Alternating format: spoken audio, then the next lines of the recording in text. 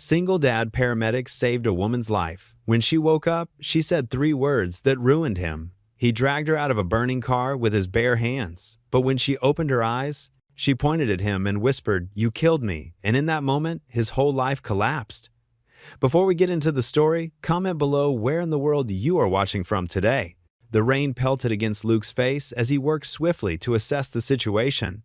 The sedan's crumpled hood was letting out ominous clouds of dark smoke that mixed with the misty night air. His years of experience as a paramedic had taught him that every second counted in situations like these. "We need to get her out now," Luke called to his partner over the sound of the storm. The tree had practically folded the car's front end in half, and the driver's side door was badly dented. Through the rain-streaked window, he could see the woman's head slump forward against the deployed airbag. Luke tried the door handle, but it was jammed. Without hesitation, he grabbed the extraction tools from their rig. The familiar weight of the equipment in his hands brought a sense of focus. This was what he was trained for. This was what he did best. "Stand by with the backboard," he instructed his partner. "We'll need to stabilize her neck and spine before moving her." The metal groaned as Luke worked the tools against the damaged door. His shoulders strained with the effort, but years of similar rescues had built up the necessary strength. Thunder rolled overhead, and a flash of lightning illuminated the scene in stark detail. The twisted metal, the shattered glass scattered across the wet pavement, and the increasing smoke from under the hood. "Come on," Luke muttered, adjusting his grip on the tools. The door finally gave way with a screech of protesting metal. Immediately, the sharp smell of gasoline hit his nostrils, mixing with the smoke. They needed to move fast. Luke carefully reached in, supporting the woman's head and neck, as he had done countless times before. She was young, probably in her early 30s, with dark hair matted against her face from both rain and blood from a cut on her forehead. Her breathing was shallow, but steady, a good sign. "Ma'am, can you hear me?" Luke called out, keeping his voice calm and clear despite the urgency of the situation. There was no response, but he hadn't expected one. He continued his rapid assessment. Pulse present, but weak. Possible internal injuries. Definite concussion from the impact. Working with practiced efficiency, Luke and his partner carefully fitted the cervical collar around her neck. The rain was coming down harder now, making their grip slippery, but their movements remained precise and controlled. Years of training had made these actions second nature. "On my count," Luke directed, positioning himself to help slide her onto the backboard. 1, 2, 3. They moved her with careful coordination, securing her to the board with quick, practiced motions. The smoke from the engine was getting thicker, and Luke could see the faint orange glow of flames beginning to lick at the edges of the crumpled hood. Just as they lifted her onto the gurney, her eyes fluttered open. For a brief moment, they met Luke's dark brown eyes, glazed with pain and confusion, but somehow striking even in their semi-conscious state. There was something about that gaze that made Luke pause for just a fraction of a second, but he quickly pushed the thought aside. Right now, she needed immediate medical attention. "You're going to be okay," he assured her, his voice steady and professional as they wheeled her toward the ambulance. "We're taking you to the hospital." Her eyes closed again as they loaded her into the back of the rig. Luke climbed in after her, already reaching for the necessary equipment to start an IV and monitor her vitals. His partner jumped into the driver's seat, and soon, they were moving, siren wailing through the stormy night. As Luke worked, his mind briefly wandered to Ethan, tucked safely in bed at home with their elderly neighbor, Mrs. Peterson, watching over him. He had hated leaving right after story time, seeing the disappointment in his son's eyes, but Ethan understood. He always did. Sometimes Luke wondered if his 11-year-old understood too well, had grown up too fast after losing his mother. The woman stirred slightly as Luke checked her blood pressure. Her face was pale under the ambulance's harsh interior lights, but her vital signs were stabilizing. There was something naggingly familiar about her features, but Luke couldn't place it. In his line of work, he had treated thousands of patients over the years. Faces tended to blur together after a while. He focused on the immediate tasks at hand, monitoring her condition, documenting his observations, preparing for their arrival at the emergency room. The familiar routine helped push away the strange feeling that had come over him when their eyes had met. The ambulance swayed slightly as they turned onto the hospital access road. Luke could see that the rain was finally starting to let up, though distant thunder still rumbled. He gathered his equipment, ready for the handoff to the emergency room staff. As they wheeled her through the emergency room doors, the woman's eyes opened again, more fully this time. She looked directly at Luke, and for a moment there was a flash of something recognition, perhaps, in her expression. But before he could process it, the ER team was there, and Luke was giving his report to the attending physician. Single vehicle collision, unconscious at scene, possible internal injuries, sustained a head wound. His voice was clear and professional as he relayed the necessary information. This was the part of his job he could do in his sleep. The clinical details, the vital statistics, the mechanical aspects of emergency care. Yet, as he watched the ER team wheel her away through the swinging doors, that nagging feeling returned. There had been something in those brown eyes, something that tugged at a distant memory he couldn't quite grasp. Luke shook his head slightly, gathering his equipment to head back to the rig. He had other calls to respond to, other lives to save. There was no time for puzzling over half-formed feelings of recognition. Still, as he climbed back into the ambulance, Luke found himself hoping she would be okay. It wasn't unusual for him to think about his patients. He was human after all, but something about this one felt different. Maybe it was the way she had looked at him, or maybe it was just the storm and the late hour playing tricks with his mind. The radio crackled with another call, and Luke pushed the thoughts aside. Whatever it was about this woman that seemed familiar, it would have to wait. Right now, there were other people who needed his help, and that was what mattered most. The fluorescent lights of St. Mary's Hospital cast harsh shadows across the empty hallway as Luke made his way to the ICU.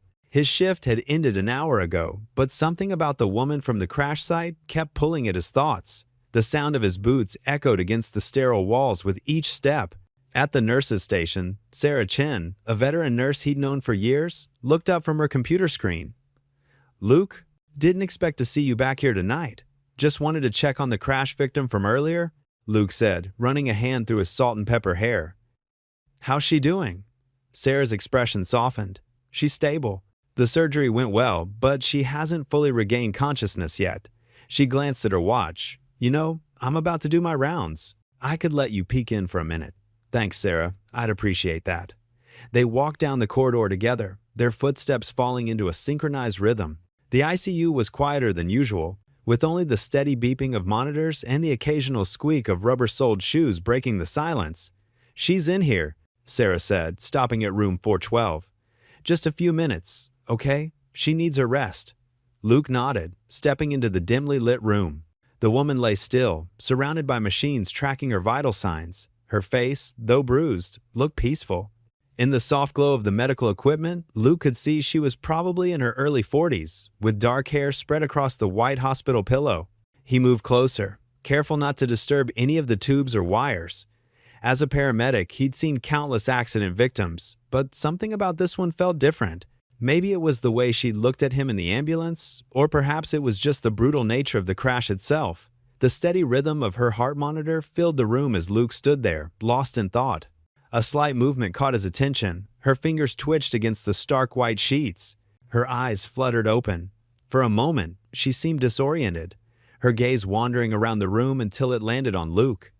The change was immediate and dramatic.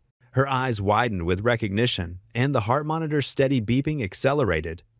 The look of pure terror that crossed her face made Luke take an involuntary step backward.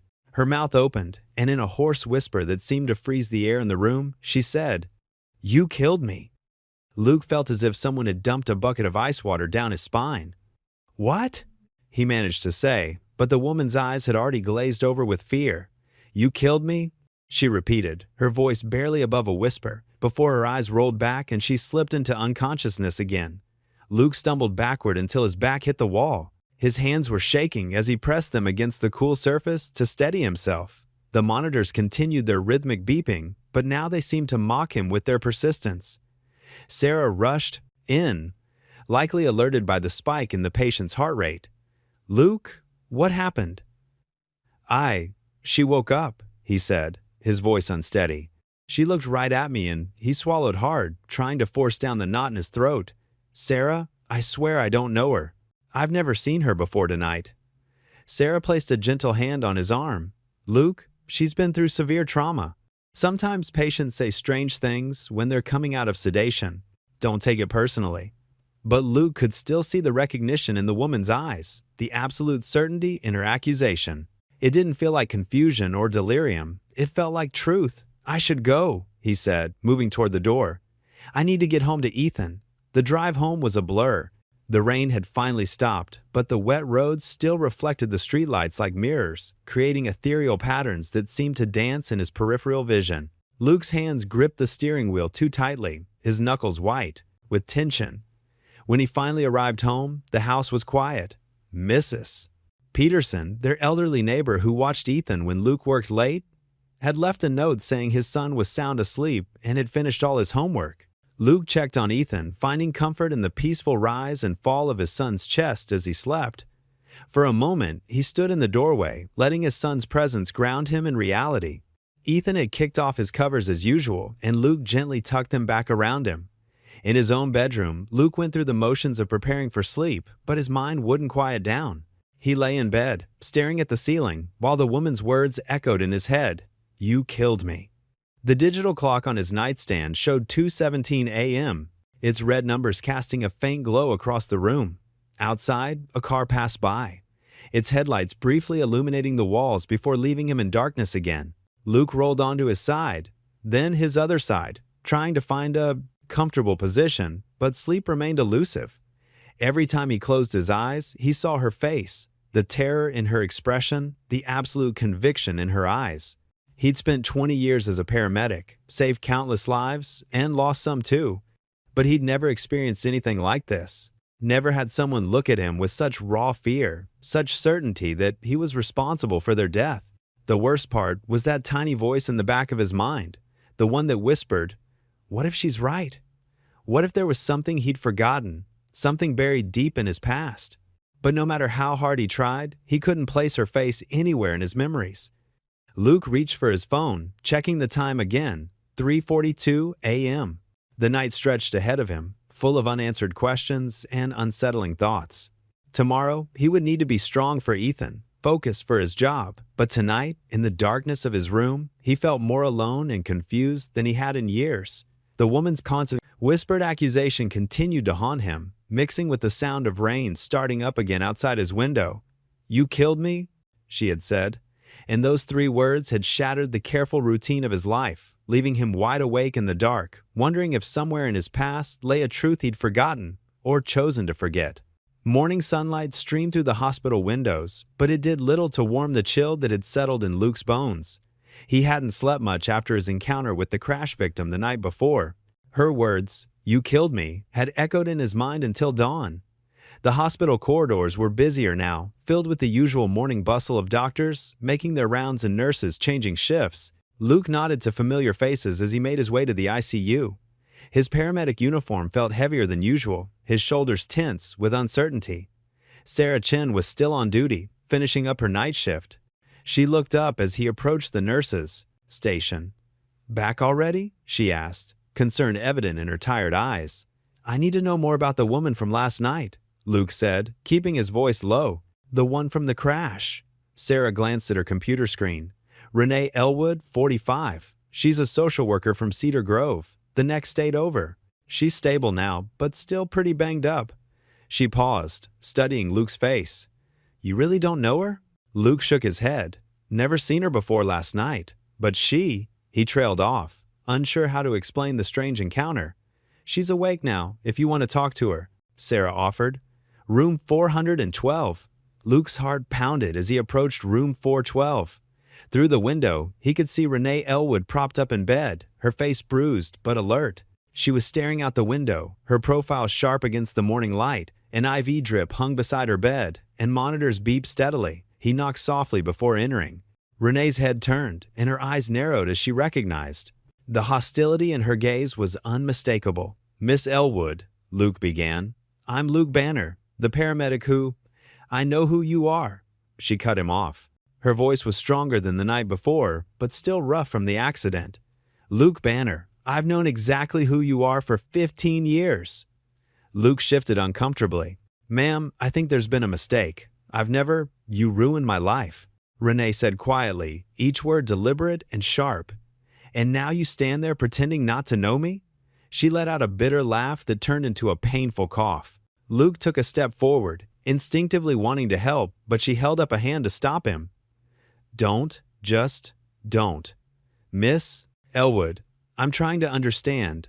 How did I get out? She said, turning back to the window. I don't want to see you. I don't want to talk to you. Just leave. Luke stood there for a moment longer, questions burning in his throat, but her rigid posture made it clear the conversation was over. He backed out of the room, more confused than ever. At the nurse's station, Sarah gave him a questioning look, but he just shook his head and headed for the exit. The drive home was a blur of confusion and mounting anxiety. How could he have ruined someone's life and not remember it?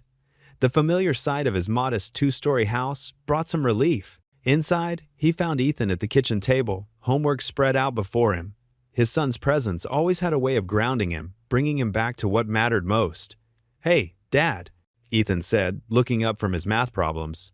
How was work? Did you check on the lady from the accident?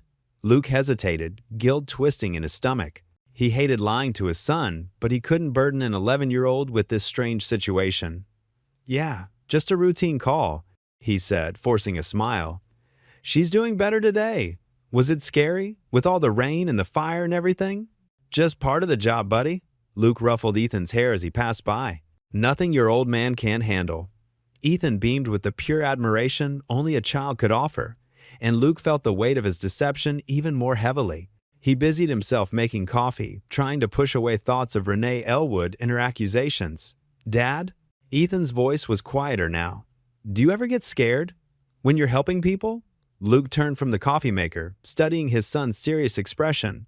Sometimes, he admitted, but being scared doesn't stop you from doing what needs to be done. Like when you helped Mom? The question caught Luke off guard.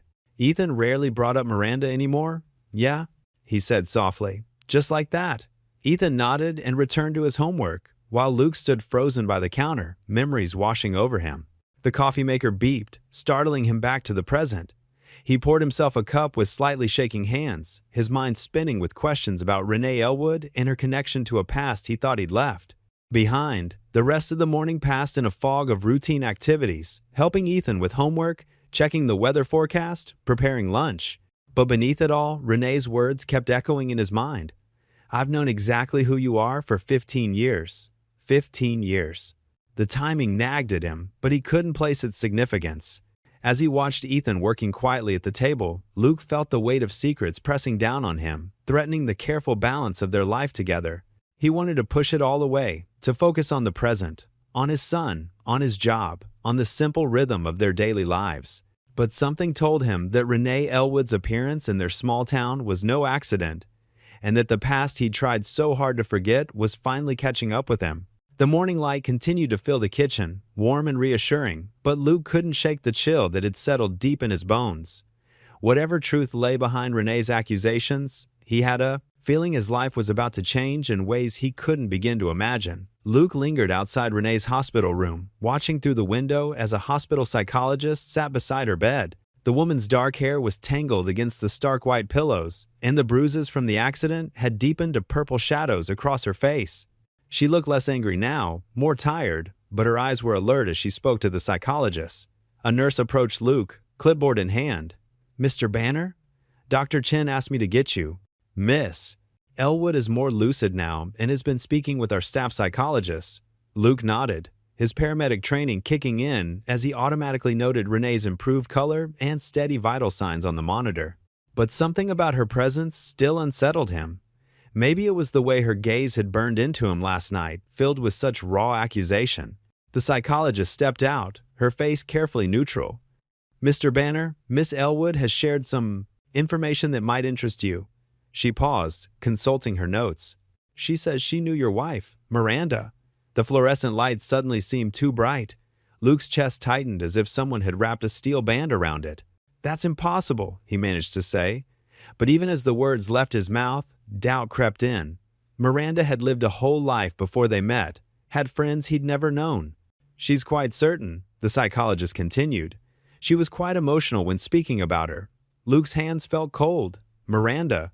5 years had passed since the night she died, since the police had shown up at his door with news of the car accident. He'd spent so long carefully boxing away those memories, focusing on raising Ethan, on moving forward one day at a time. Can I speak with her? Luke asked, his voice rougher than usual. The psychologist shook her head. She's refusing to say anything more right now. She's still processing the trauma of her own accident, and we don't want to push her too hard. Give her time. Luke drove home in a daze, the autumn trees blurring past his window. The house was empty, Ethan was at school, and the silence pressed in around him as he climbed the stairs to the attic. He hadn't been up here in years. It was where he kept the things he couldn't bear to look at, but couldn't bring himself to throw away. Dust motes danced in the beam of light from the small window as Luke pulled down a cardboard box labeled Wedding. His hands trembled slightly as he lifted the leather-bound album from inside. The spine crackled as he opened it, and there was Miranda, radiant in white, her smile so bright it made his heart ache even now. He turned the pages slowly, remembering that day, the ceremony, the dancing, the toasts. Then he stopped, his finger frozen on a photo of the reception. In the background, partially obscured by a flower arrangement, but unmistakable now that he knew to look for her, stood Renee Elwood. She was younger, her hair longer, wearing a blue dress. She wasn't labeled in the photo caption, just one of the many faceless guests his mind had filed away and forgotten.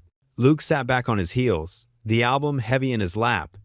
The image blurred as he stared at it, memories shifting and realigning themselves like pieces of a puzzle he hadn't known was incomplete.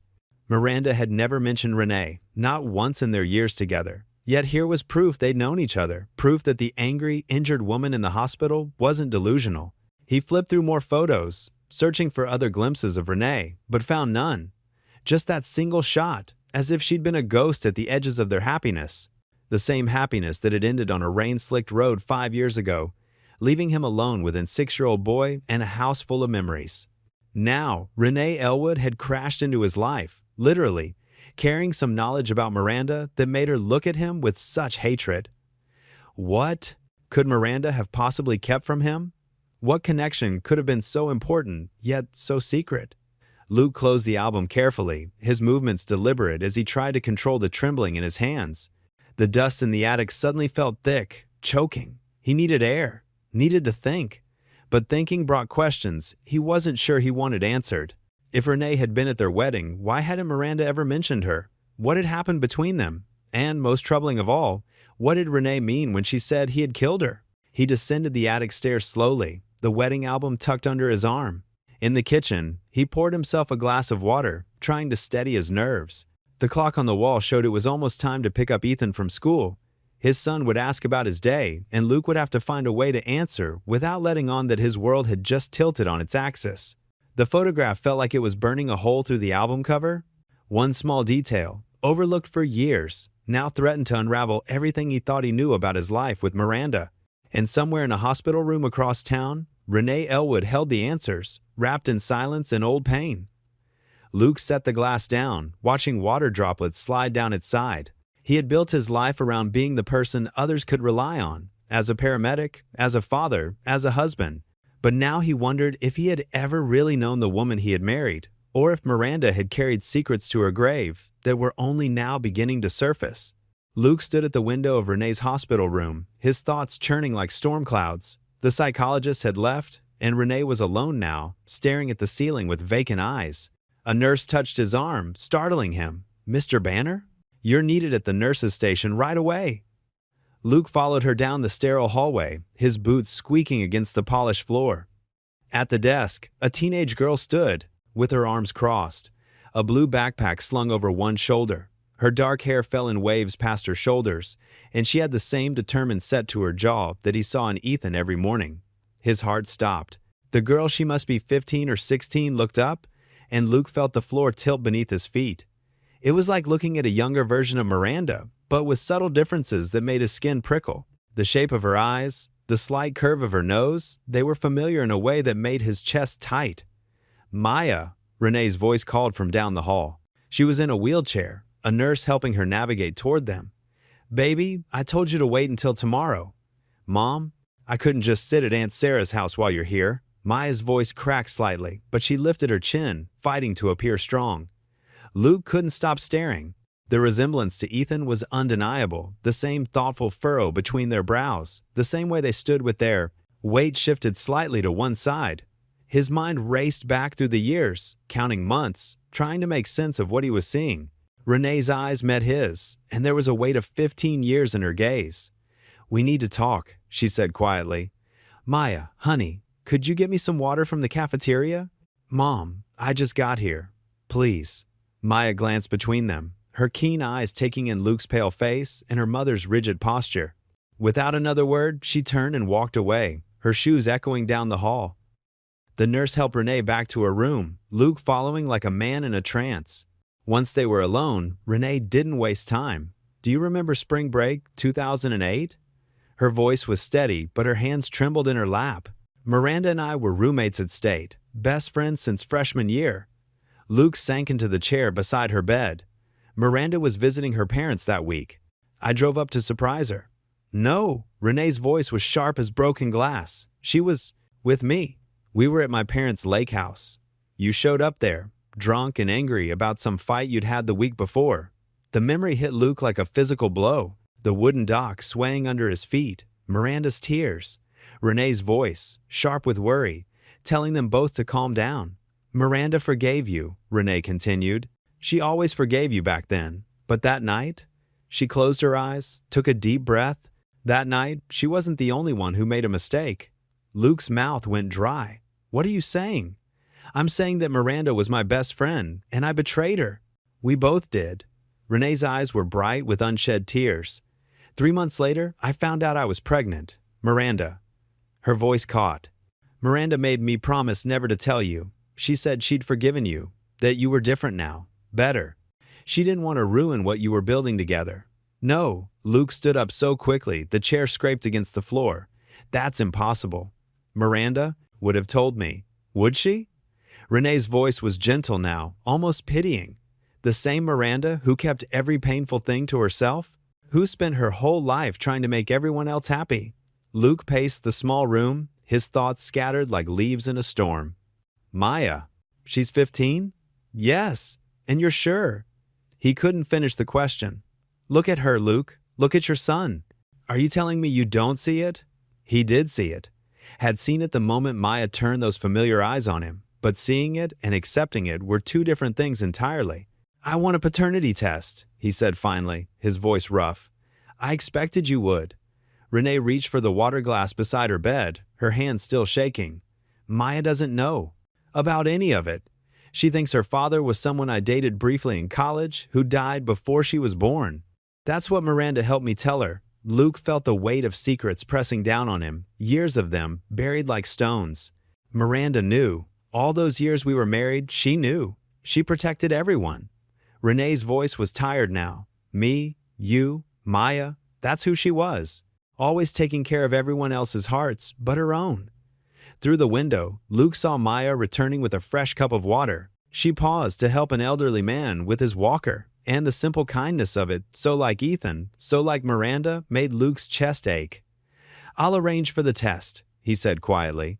But until we know for sure, we don't tell the kids anything, Renee finished. They've both been through enough. Maya entered the room, her eyes darting between them. Everything okay? Just talking about the accident, Renee said smoothly, reaching for her daughter's hand. Mr. Banner was one of the paramedics who helped me. Maya turned to Luke, and he saw Miranda in the gentle curve of her smile. Thank you, she said simply, for saving my mom.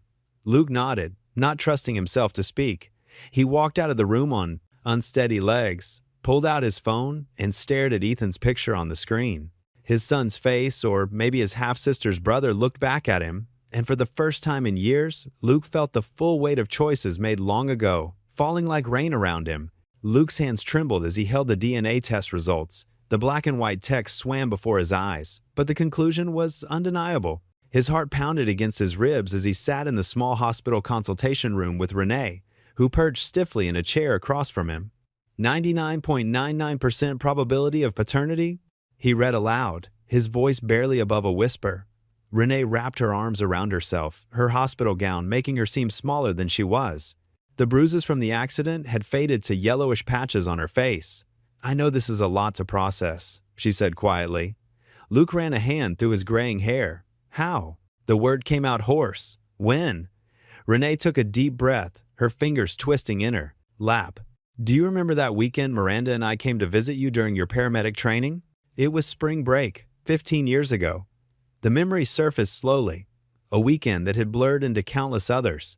But now details emerged like photographs developing in dark water, The local bar where they'd celebrated his completion of a tough training module, the way the evening had spiraled into too many drinks, Miranda stepping away to take a phone call from her mother.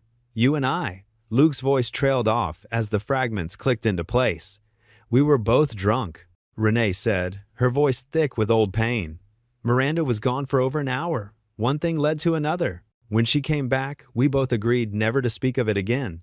She wiped at her eyes. 2 months later, I found out I was pregnant. Luke's chest tightened. And you never told me? Miranda was my best friend since college. She was already planning your wedding. When I told her about the pregnancy, she was devastated. But Renee's voice cracked. She forgave me, said she loved me too much to lose me, asked me to keep it secret, to protect your future together. So you both lied to me. For 15 years. The betrayal cut deep, made deeper by the fact that he couldn't even confront Miranda about it. She'd taken this secret to her grave. I'm not proud of it, Renee whispered, but Maya has been my whole world. I've given her everything I could. Luke stood abruptly, needing to move. He paced the small room, his mind racing. Does Maya know? No. She thinks her father abandoned us before she was born. That's what I told her when she started asking questions. Jesus. Luke pressed his palms against his eyes. I have a daughter. A teenage daughter I've never known. A small sound at the door made them both turn. Ethan stood in the doorway, his face pale, his backpack clutched against his chest like a shield. School must have just let out. Dad? His voice wavered. What's going on? Luke's heart sank. Ethan, buddy, I heard you talking about a daughter. Ethan's eyes darted between Luke and Renee. Is that true? Renee stood slowly, steadying herself against the chair. Maybe I should give you two some privacy. No. Luke's voice came out sharper than he intended. Stay. He deserves the truth. He walked over to his son and knelt down to eye level. Let's sit down for a minute, okay? Ethan allowed himself to be guided to a chair, but his body remained tense. Is this about that girl who looks like me? The one I saw in the hallway? Luke nodded, struggling to find the right words. Her name is Maya, and we just found out that she's my daughter, your half-sister. But how? Ethan's voice cracked. Mom was your wife. It's complicated, buddy. It happened a long time ago, before your mom and I were married, before you were born. Did Mom know? The question hit Luke like a physical blow. He glanced at Renee, who nodded slightly. Yes, he said, quietly. She knew. Ethan's face scrunched up in confusion and hurt. So everybody knew except us? You and me? I'm so sorry, Luke said, reaching for his son's hand, but Ethan pulled away. Did you love Maya's mom instead of Mom? No, both Luke and Renee said simultaneously. Luke continued, What happened between me and Renee was a mistake. Your mom was the love of my life, Ethan. That never changed. But you had another kid. Ethan burst out, tears welling in his eyes. And nobody told me I had a sister. I didn't know either, Luke said gently. I just found out today, same as you. It's my fault. Renee spoke up, her voice soft but steady. I made the choice not to tell your dad about Maya. Your mom wanted to protect both of you. Ethan wiped his eyes with his sleeve. Does Maya know yet? No, Renee answered. We need to find the right way to tell her. Is she... Ethan hesitated. Is she going to live with us now? Luke's breath caught. He hadn't even begun to think. That far ahead. I don't know, buddy. We'll have to figure things out one step at a time. I hate this, Ethan said, his voice small. Everything's going to be different now, isn't it? Luke pulled his son into a hug, and this time Ethan didn't resist. Some things might change, he admitted, but I promise you, nothing will ever change how much I love you. You're my son, and that's forever.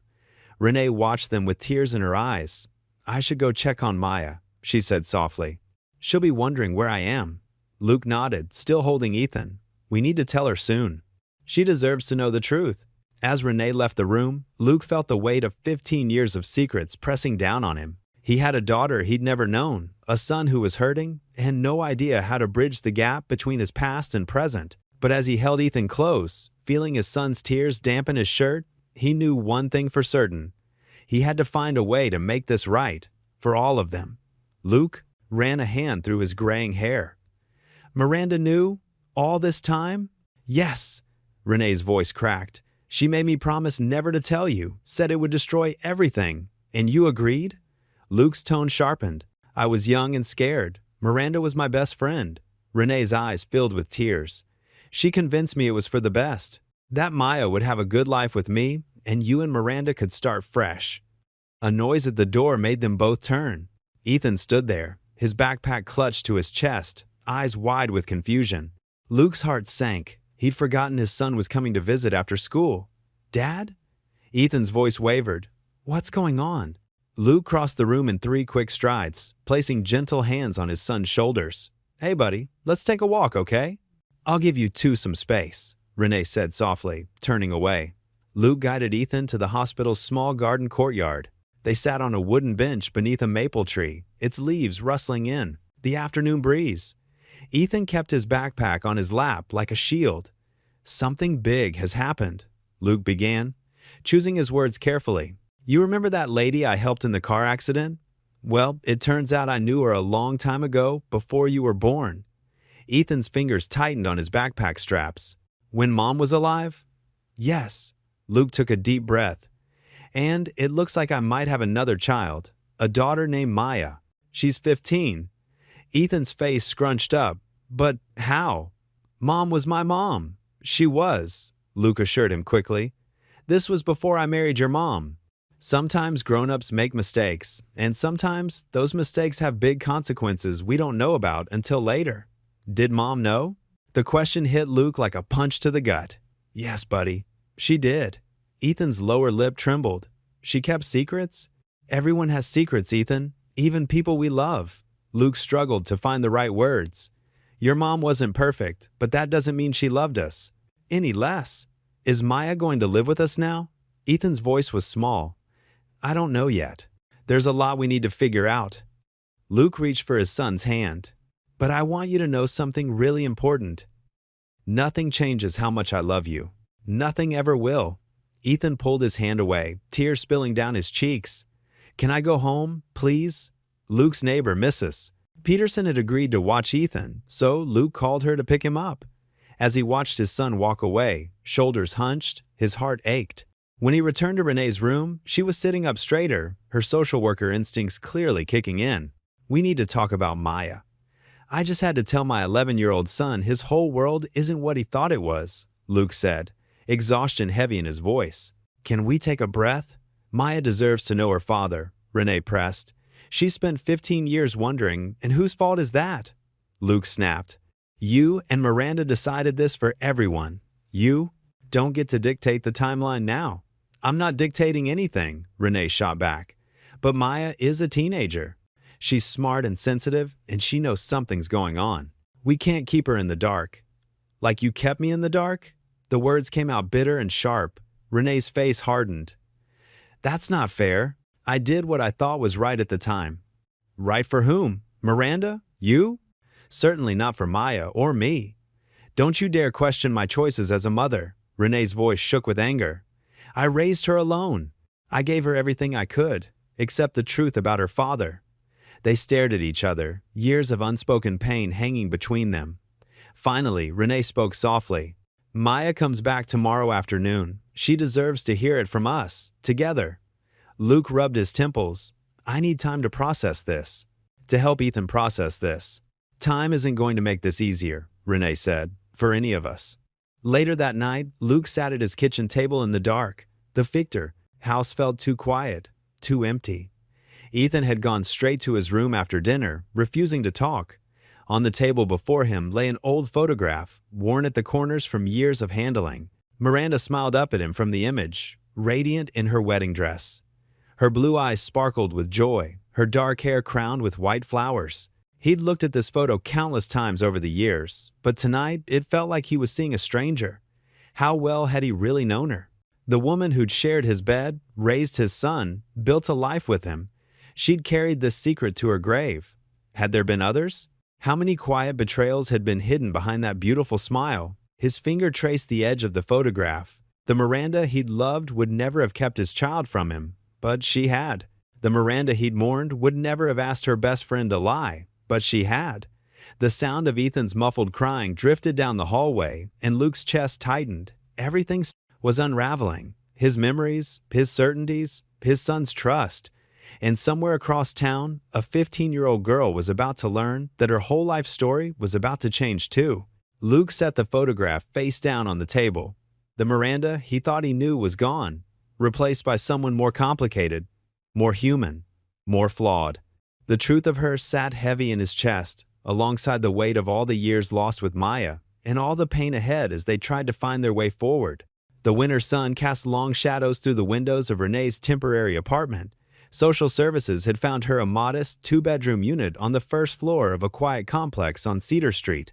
The walls were bare, but someone had placed a vase of artificial flowers on the kitchen counter, a half-hearted attempt at making the space feel like home.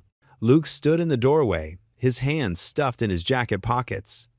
Maya sat on the couch, her dark hair falling forward as she focused intently on her phone screen. The silence stretched between them like a rubber band, ready to snap. "Would anyone like some tea?" Renee asked, her voice too bright. She moved around the kitchenette, opening cupboards that were mostly empty.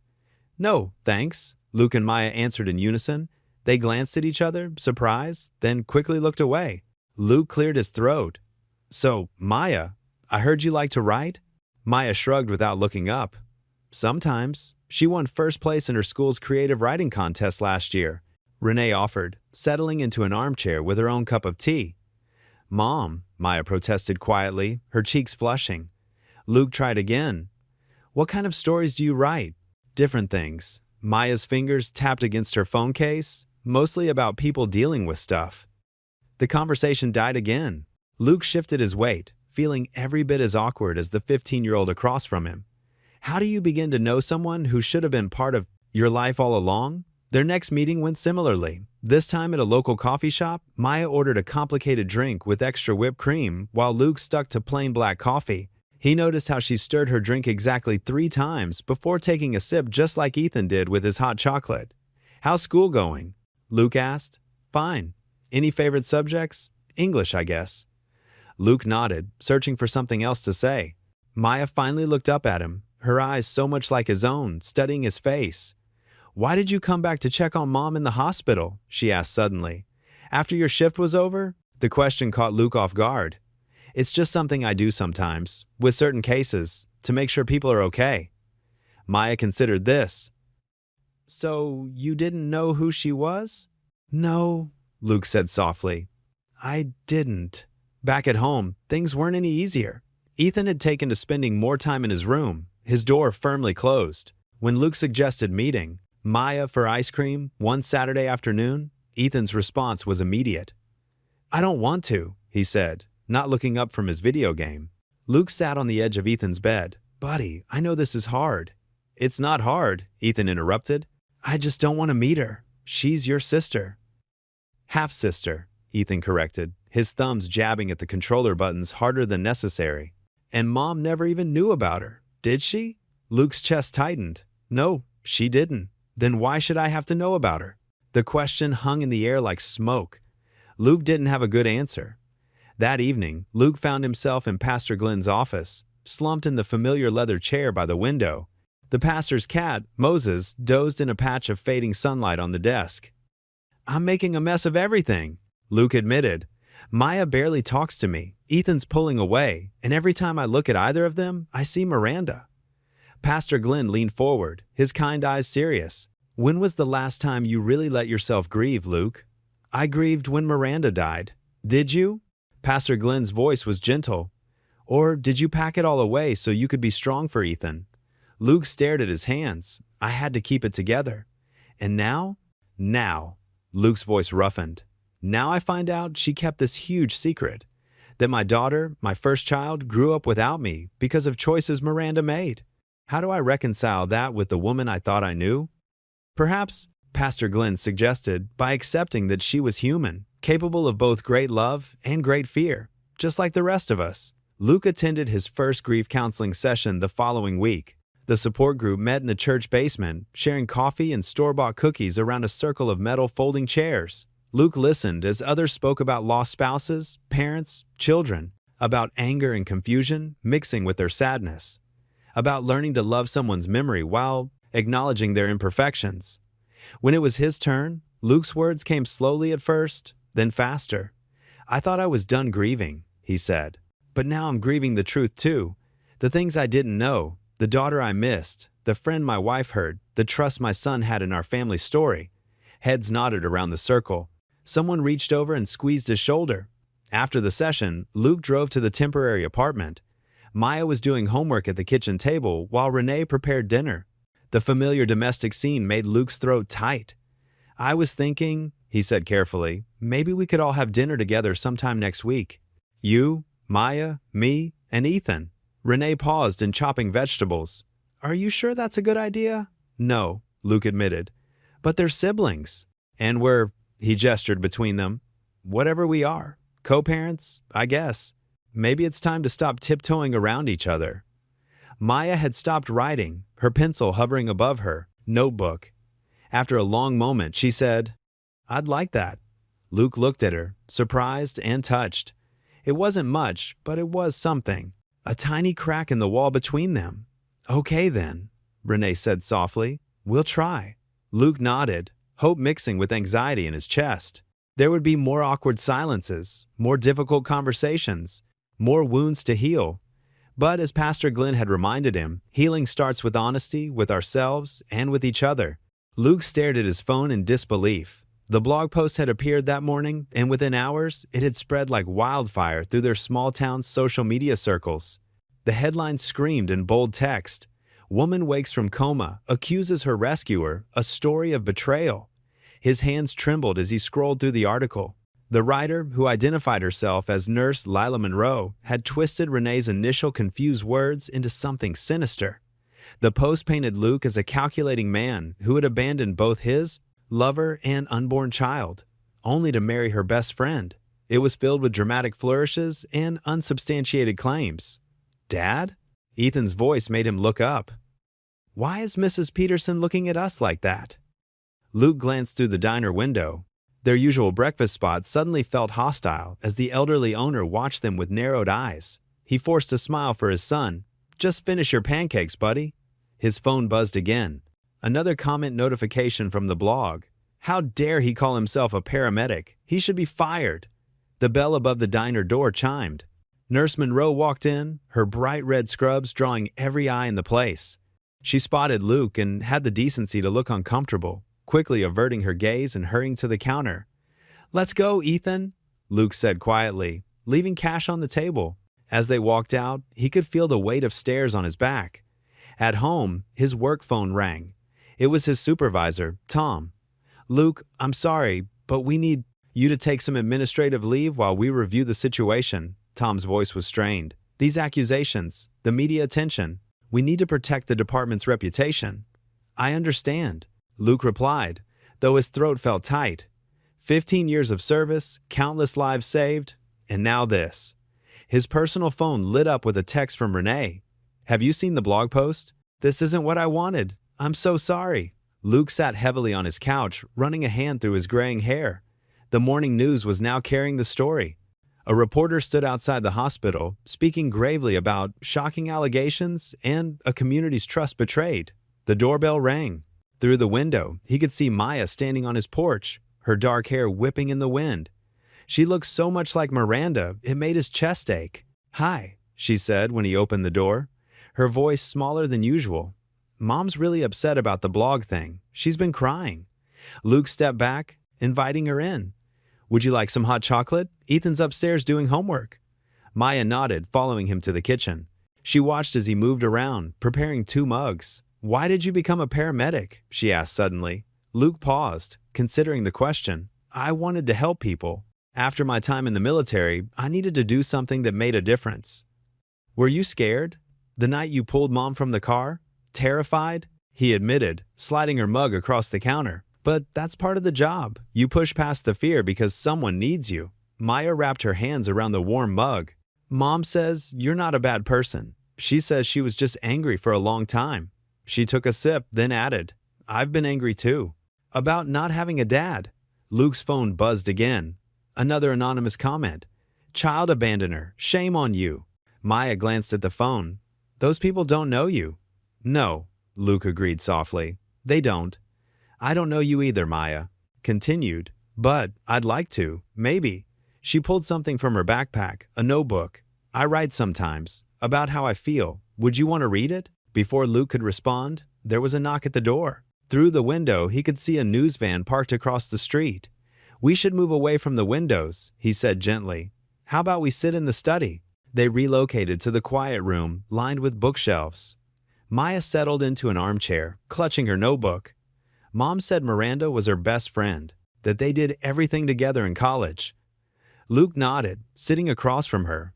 They were inseparable. Miranda used to say Renee was the sister she never had. "Did you love her?" "Miranda?" "Very much," Luke said quietly. "But I made mistakes, big ones that hurt people I cared about." Maya opened her notebook, turning to a dog-eared page.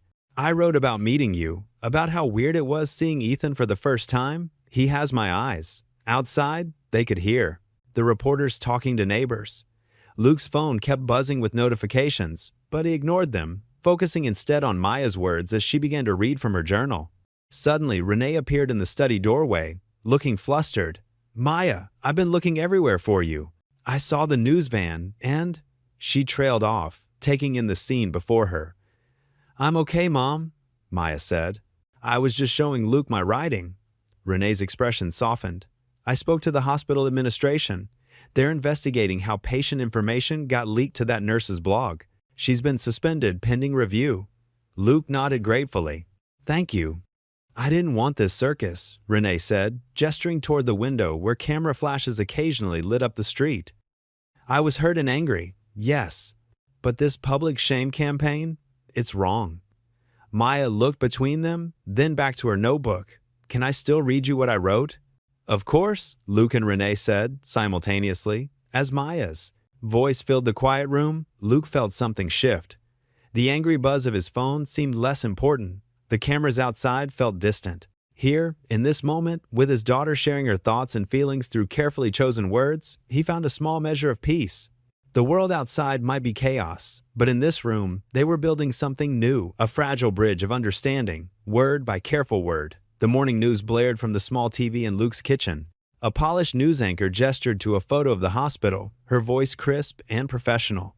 In what's becoming a viral sensation, a small-town paramedic faces accusations from the very woman he rescued. Luke clicked off the TV, but the damage was already done. The story had escaped their quiet town's borders, spreading across state lines like a hungry fire. His phone buzzed constantly with messages from reporters seeking comments. "Dad?" Ethan stood in the doorway, his backpack hanging from one shoulder. "Do I have to go to school today?" Luke's heart clenched at the dark circles under his son's eyes. "What's wrong, buddy?" "Everyone's talking about it." Ethan's voice cracked. "Tommy Peterson showed everyone the article during lunch yesterday. They keep asking if I knew about He swallowed hard. "My secret sister." Luke crossed the kitchen in 3 steps, pulling Ethan into a tight hug. The boy's shoulders shook slightly. "I'm so sorry, son. We'll figure this out." The phone rang, the school principal. Luke listened with growing concern as Mrs. Davidson explained the situation. Several parents had complained about the disruption the story was causing. She suggested a meeting that afternoon to address the growing tension. "We'll be there," Luke said firmly. The school hallways felt narrower than Luke remembered, filled with whispers and sideways glances as he and Ethan walked to the conference room. Inside, Mrs. Davidson sat with 2 teachers and 3 sets of parents Luke recognized from various school functions. Their expressions ranged from concerned to openly hostile. "Mr. Banner, Mrs. Davidson began, we appreciate you coming in. We wanted to discuss how this situation is affecting our school community." One of the parents, Mr. Peterson, didn't wait for pleasantries. "My son says your boy got into a shoving match with Tommy yesterday over some comments about his sister." Ethan shrunk in his chair. Luke hadn't heard about this. "Is this true, Ethan?" "Tommy wouldn't stop," Ethan mumbled. "He said awful things about you and Mom." "That's exactly the problem," another parent cut in. "Our children shouldn't have to deal with this kind of drama. It's inappropriate." Luke felt his jaw tighten. "What's inappropriate is children bullying my son over something they don't understand." Mrs. Davidson raised her hands. "Please, let's keep this productive. We're here to find solutions." For the next hour, they hammered out guidelines. The School would address bullying directly, holding assemblies about respect and family diversity. Teachers would monitor social media discussion during school hours. Luke agreed to speak to Ethan's class with the principal's supervision to answer appropriate questions and calm the rumors. But the damage had already settled into Ethan's heart. That evening, as Luke tried to help with homework, Ethan slammed his textbook shut. "I hate this. Everything's different now." "I know it's hard," Luke started. "No, you don't know," Ethan shouted, tears spilling down his cheeks. "You lied about everything. About Mom, about Maya. Everyone thinks we're weird now. You ruined our family." The words hit Luke like physical blows. "Ethan, please. I wish Mom was here instead of you." Ethan ran to his room, the door slamming behind him. Luke sat heavily at the kitchen table, head in his hands. His phone buzzed. Renee. "I heard about the school meeting," she said quietly. "Maya's dealing with similar issues at her school." Luke exhaled slowly. "Ethan hates me. He's hurting," Renee corrected, and confused. "Let me talk to him." "What?" "I knew Miranda better than almost anyone," Renee explained. "I can help him understand the real her, not just the perfect mother he's built up in his mind. He needs to know she was human, that she made mistakes too. But that doesn't make her love for him any less real." Luke's first instinct was to refuse, but he thought about Ethan's tears, about the weight of secrets and half-truths crushing his son's spirit. "You really think it would help?" "I think he needs someone who can bridge the gap between his old reality and this new one," Renee said. "Someone who loved Miranda too, but who can be honest about who she really was." Through the wall, Luke could hear Ethan's muffled sobs. His son was drowning in confusion and pain, and Luke's attempts to protect him had only made things worse. Maybe it was time to try something different. "Okay," he said finally. "When?"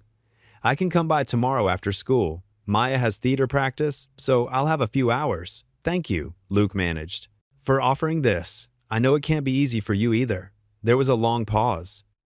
"We all loved Miranda," Renee said softly. "Maybe it's time we stopped letting that love tear us apart and started letting it heal us instead." After they hung up, Luke walked to Ethan's door and knocked gently. "Son, can I come in?" A quiet sniffle. "Whatever." Luke opened the door to find Ethan curled up on his bed, clutching the stuffed dinosaur Miranda had given him years ago. He sat on the edge of the bed, careful to give his son space. "I've asked Renee to come talk to you tomorrow," he said. "About your mom. Would that be okay?" Ethan looked up, surprised. "Really?" "Really. She knew Mom better than anyone, and I think maybe you need to hear about her from someone else's perspective." "Did Mom know?" Ethan asked in a small voice. "About Maya?" "I don't know, buddy. That's one of the things I'm still trying to figure out. But I do know she loved you more than anything in this world." Ethan wiped his eyes with his sleeve. "Okay, I'll talk to Renee." Luke reached out and squeezed his son's shoulder. It wasn't forgiveness, not yet, but it was a start. Sometimes the hardest part of love was knowing when to step back and let someone else help carry the weight of truth. Renee sat across from Ethan at the corner booth of Luke's kitchen, her hands wrapped around a mug of hot chocolate.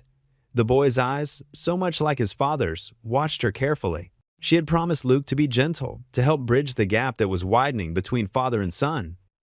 "Your mom, Miranda," Renee began softly, "was my best friend in college. We did everything together." She pulled out an old photograph from her purse. Two young women with bright smiles, arms around each other's shoulders.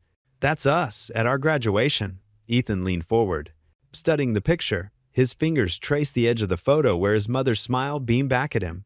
"Mom looks so happy," he said quietly. She was. Miranda had this way of lighting up any room she walked into. Renee's voice carried warmth despite the pain of old memories. "We were like sisters. We shared all our secrets. Well, almost all of them." "Because of Maya?"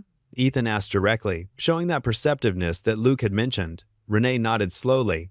"It's complicated, Ethan. Sometimes grown-ups make mistakes, and then they don't know how to fix them. Your mom wanted to protect everyone she loved, including you and your dad." "But she lied," Ethan said, his voice catching slightly. "She kept a secret," Renee corrected gently.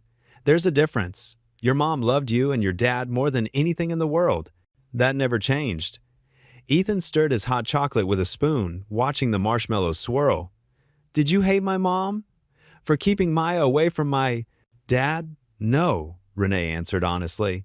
I was hurt, but I never hated Miranda. That's something I want you to understand, Ethan. It's possible to be hurt by someone and still love them. The kitchen clock ticked steadily in the background as Ethan processed this. Maya, is she nice? A small smile tugged at Renee's lips.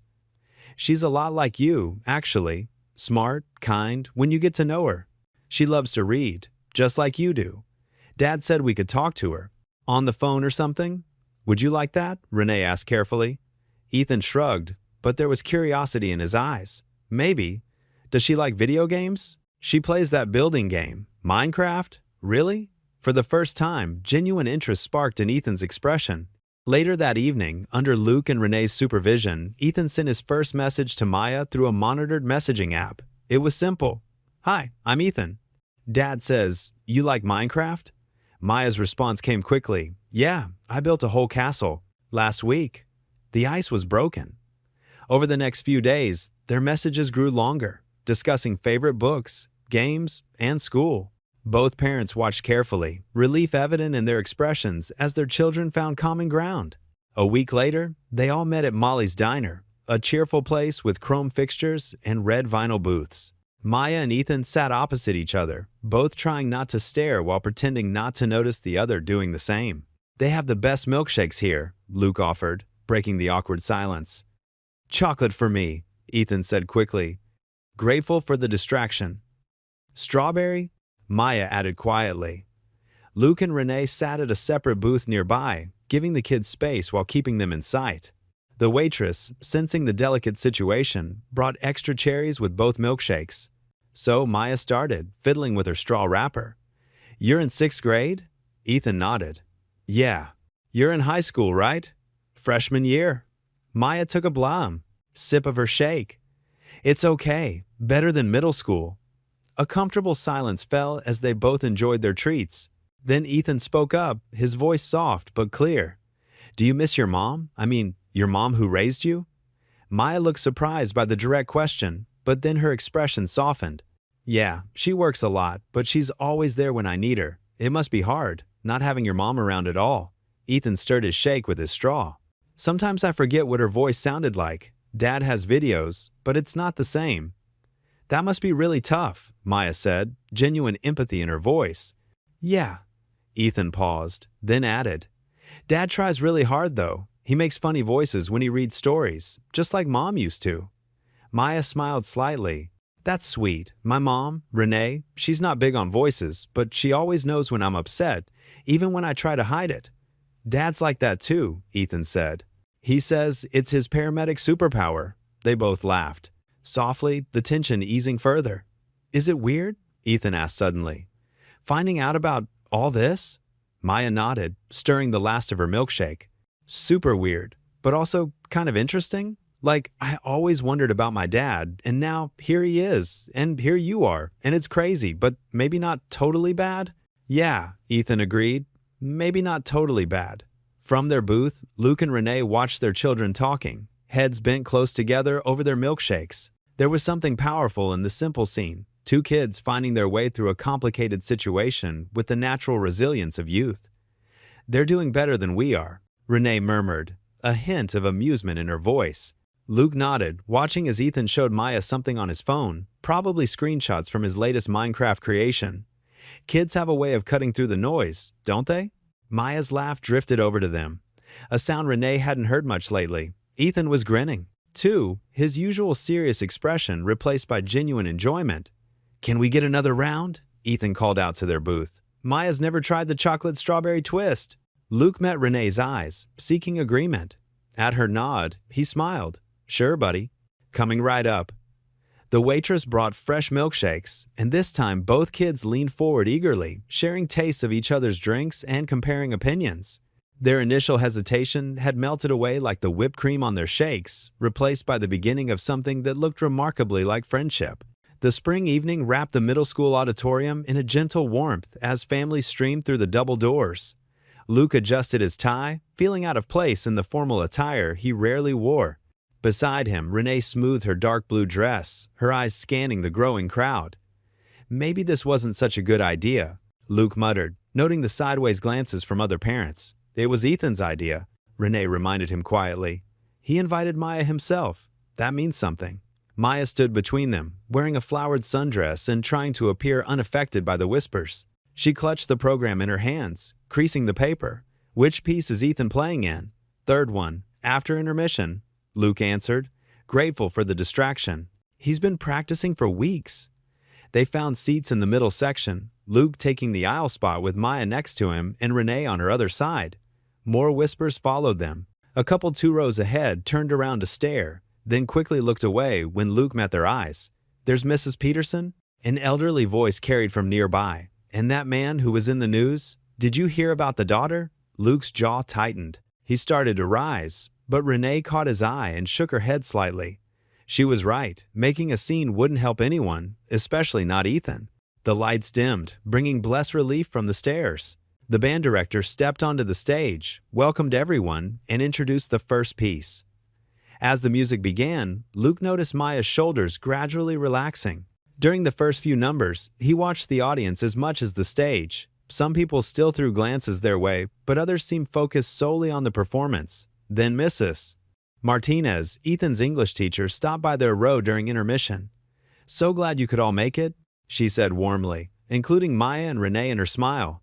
Ethan's been working so hard on his solo. Solo? Maya perked up. He didn't tell me he had a solo. Just a small one, Luke explained. He was nervous about mentioning it. When intermission ended, the band filed back onto stage. Luke spotted Ethan, saxophone in hand, scanning the audience.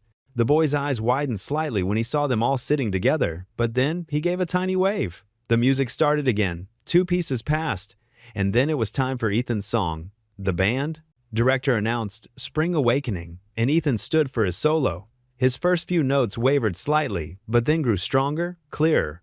The melody soared through the auditorium, sweet and hopeful. Luke felt a sudden pressure on his arm. Maya had grabbed it during the solo, her eyes fixed on her brother. She didn't seem aware she'd done it. When he glanced at Renee, he saw her wiping away a tear. The piece ended to enthusiastic applause. Ethan's face flushed with pride as he sat back down, and Luke noticed several parents turning to smile at them now. After the concert, families gathered in the lobby. Luke stood back, letting Maya and Renee congratulate Ethan first. That was amazing, Maya told him. Why didn't you say you had a solo? Ethan shrugged, but he was grinning.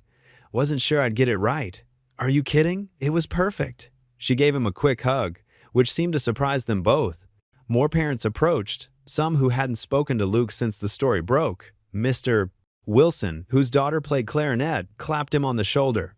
Fine musician you've got there, Banner, he said.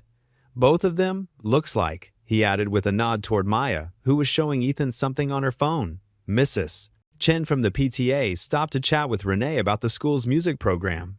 2 more families came by to congratulate Ethan. The tension that had filled the evening's start began to dissolve. As they headed for the parking lot, Maya turned to Luke. Thanks for letting me come, she said softly. Then, before he could respond, she hugged him, brief but real. Luke froze for a moment, then carefully returned the embrace. Over Maya's head, he saw Ethan watching. But instead of the anger or hurt he'd feared, his son's face held something closer to understanding. Text me about that game you mentioned? Maya asked Ethan as they separated. Yeah, I'll send you the link tonight. Renee touched Maya's shoulder. We should head home, sweetheart. It's getting... They said their goodbyes, and Luke watched them walk to their car. Ethan stood beside him, saxophone case in hand. Dad? Ethan said quietly. Yeah, buddy? I'm glad they came. Luke felt something in his chest loosen a knot of worry he'd been carrying for weeks. He put his arm around his son's shoulders, and together they walked to their own car under the spring stars. The concert hall had emptied, leaving only scattered programs and the lingering echo of applause. Luke and Renee sat in the back row, neither quite ready to leave.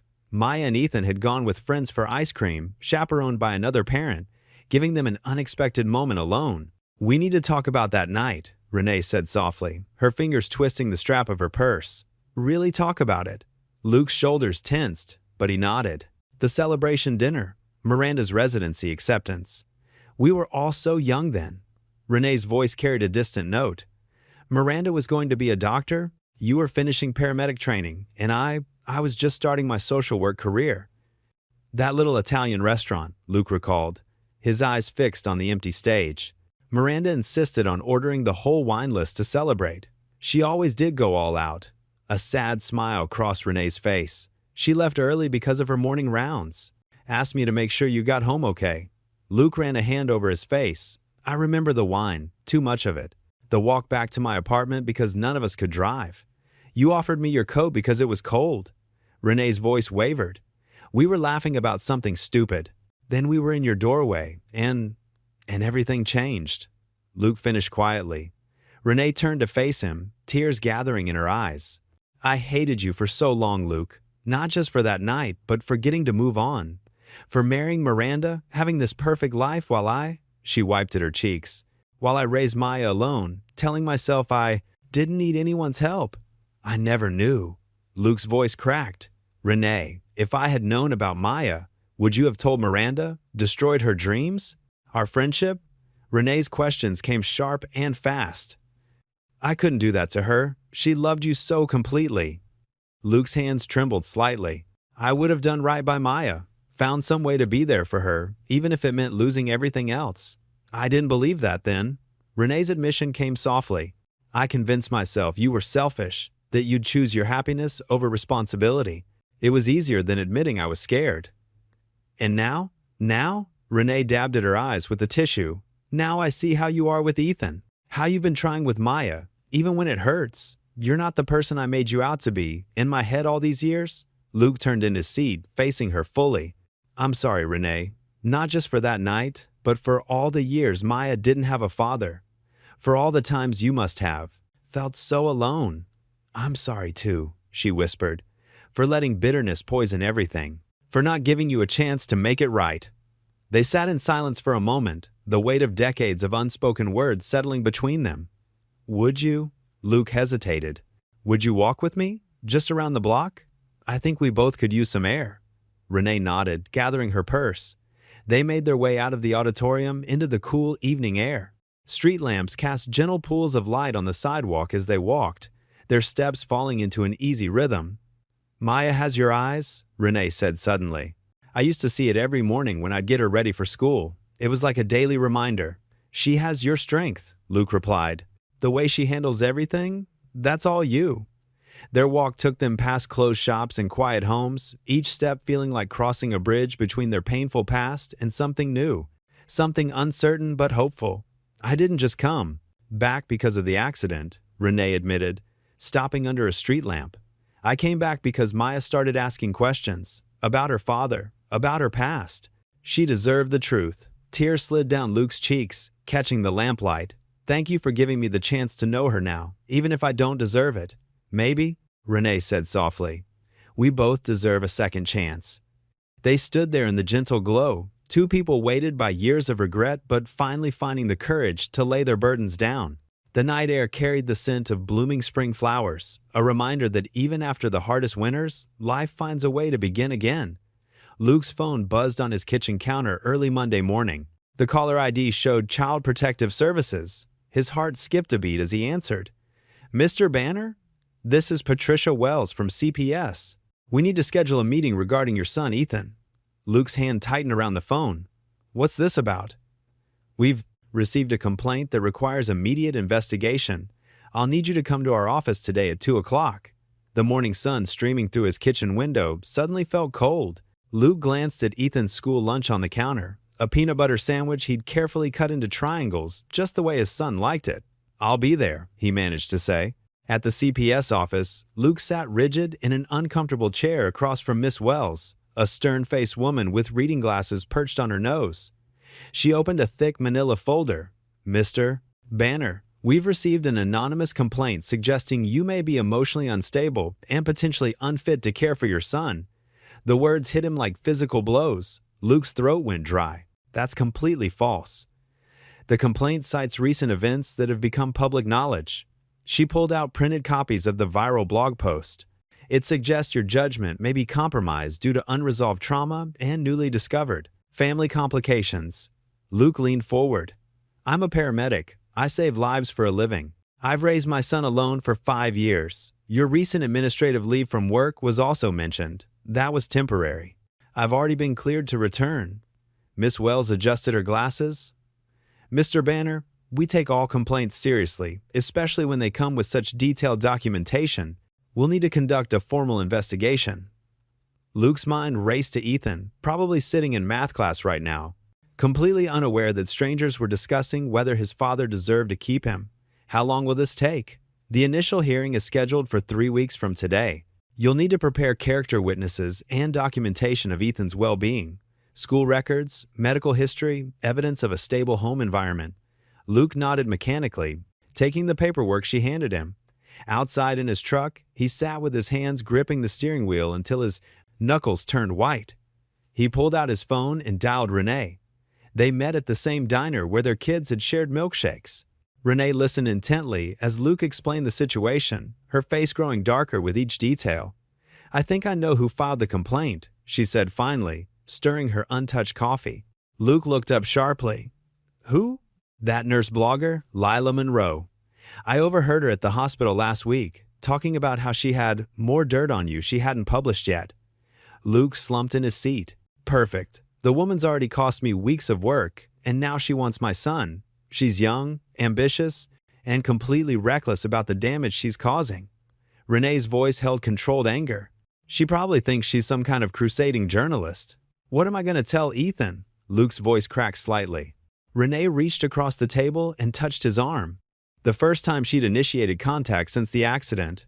"We'll figure this out. I can help." Luke looked at her in surprise. "You'd do that after everything?" "Luke, you made mistakes. We all did. But you're a good father." She took a deep breath. "I'll testify for you at the hearing." He stared at her, stunned. "Renee, that would mean? It would mean telling the truth. That despite our complicated history, I trust you with my daughter. That I've seen you with, Ethan." She met his eyes steadily. "That whatever happened in the past, you're exactly the father he needs now." Luke had to look away, overwhelmed by the unexpected support from someone he'd hurt so deeply. That evening, he sat Ethan down in their living room. His son picked up on his tension immediately. "Dad, what's wrong?"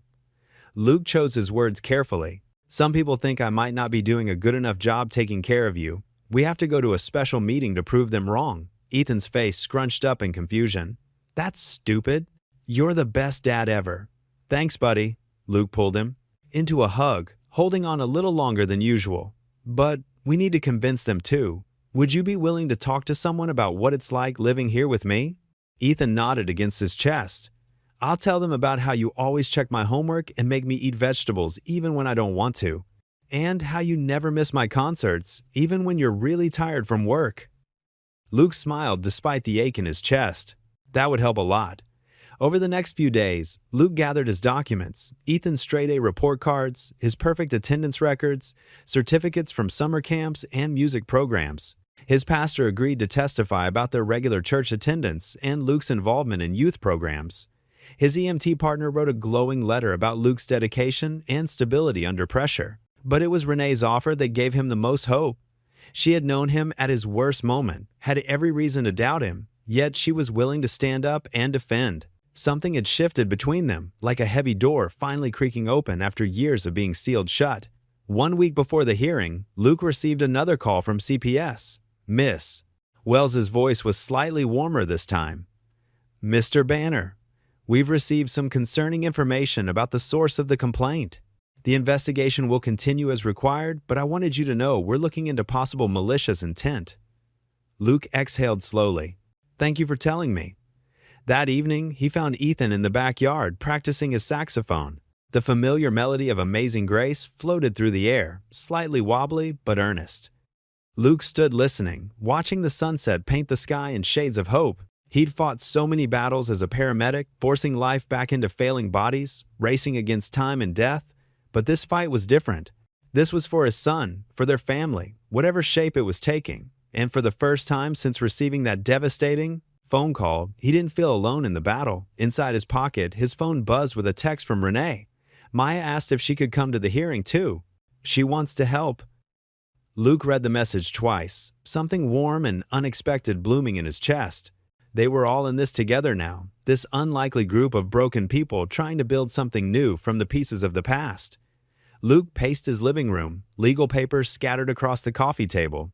His temples throbbed as he read through another paragraph of legalese. The house felt too quiet, too heavy with the weight of everything hanging over them. "Dad?" Ethan's voice drifted from the hallway. "Are you okay?" Luke quickly gathered the papers, stuffing them into a folder. "I'm fine, buddy. Just some work stuff." But Ethan lingered in the doorway, his eyes fixed on the papers Luke hadn't managed to hide. "Those aren't work papers. I saw CPS on them."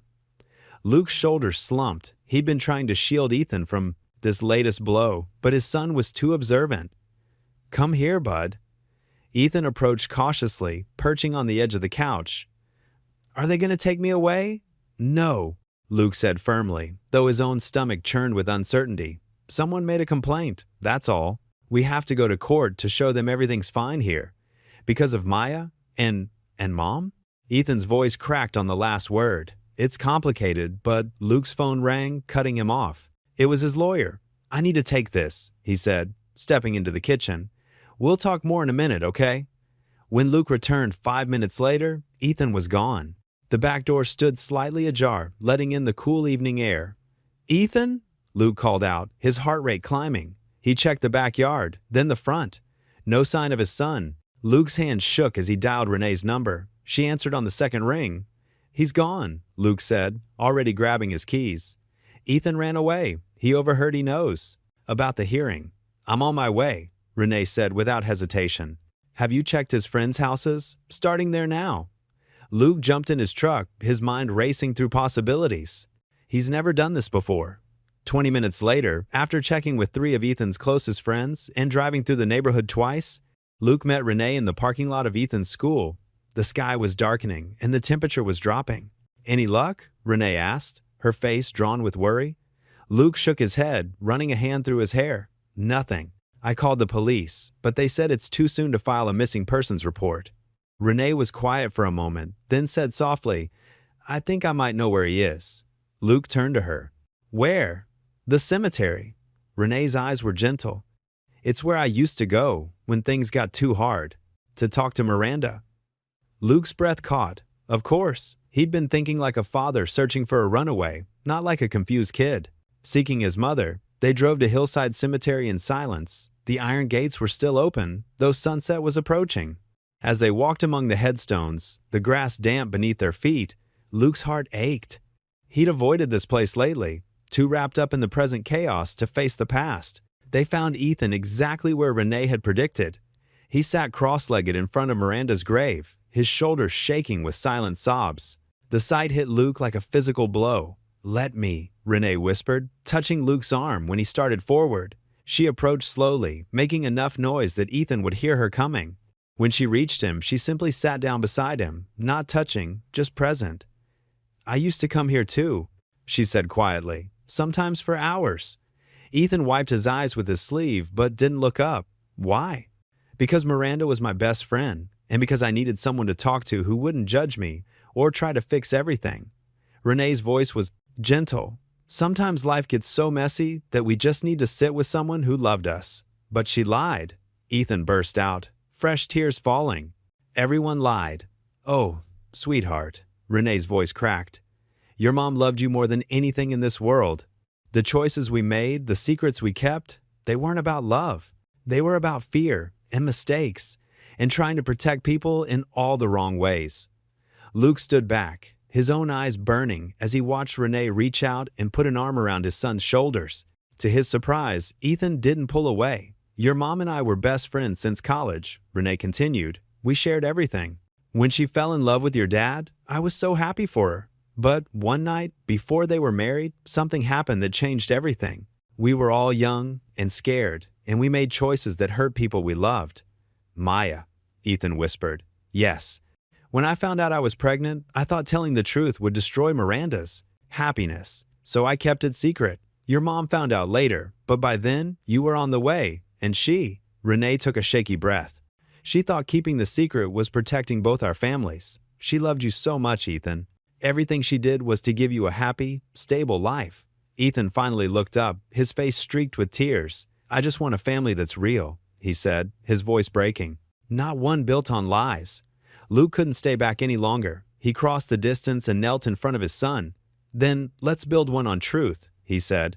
Right now. No more secrets, no more hiding. Just us, trying our best to love each other through the hard stuff. Ethan launched himself into Luke's arms, sobbing.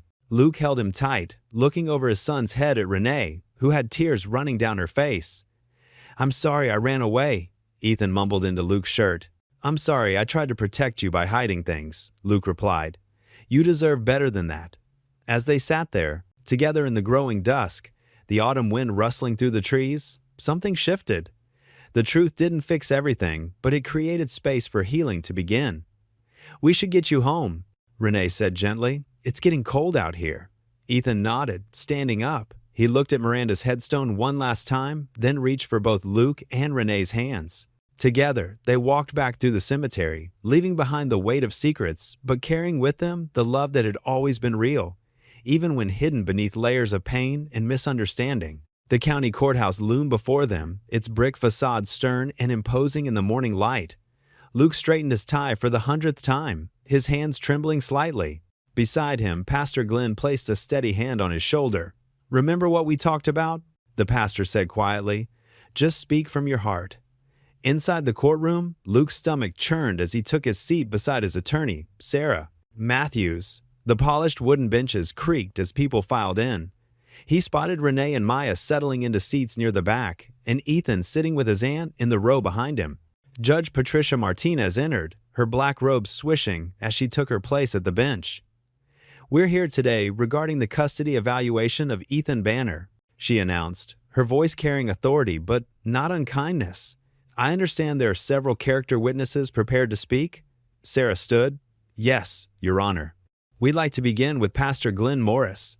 The pastor made his way to the witness stand, his familiar gentle presence somehow making the austere courtroom feel warmer. After being sworn in, he settled into the chair and smiled encouragingly at Luke. "Pastor Morris," Sarah began, "how long have you known Luke Banner?" "Going on 15 years now," he replied. "I've watched him grow from a young paramedic into the dedicated father he is today." "And how would you characterize his parenting of Ethan?" The pastor's eyes crinkled thoughtfully. "Luke puts his son first in everything. After Miranda's passing, he could have withdrawn into his grief, but instead, he doubled down on being present for Ethan. He's at every school event, every parent-teacher conference. He's created routines that give Ethan stability while still allowing room for joy and growth." Sarah nodded. "And regarding the recent revelations about Maya Elwood?" "I've counseled Luke through this challenging time," Pastor Glenn said. "What I've seen is a man willing to face difficult truths with humility and courage. He's been honest with Ethan about the situation while being age-appropriate and protective of his emotions. That's not the mark of an unstable parent. That's the mark of a good one." The questioning continued, with the pastor painting a picture of Luke's character through years of community service and personal growth.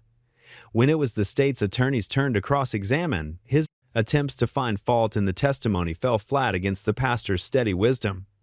Next came Luke's EMT partner, followed by Ethan's school principal. Each testimony built upon the last, creating a portrait of a man dedicated to his family and community. Then came the moment Luke had been dreading and hoping for in equal measure. "The court calls Renee Elwood," Sarah announced.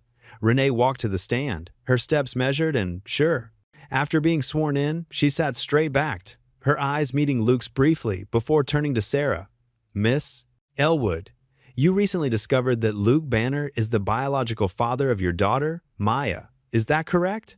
"Yes," Renee answered clearly. "And you were initially antagonistic toward Mr. Banner when this came to light?" "I was," Renee admitted. "I had carried hurt and anger for many years. What changed your perspective?" Renee took a deep breath. "Watching him. Watching how he handled everything once the truth came out. He could have denied it, could have run from the responsibility. Instead, he faced it head on. He's been patient with Maya, respectful of my boundaries, and most importantly, he's been incredibly thoughtful about how to help Ethan process all of this." Her voice grew stronger. "I'm a social worker. I've seen what unstable parents look like.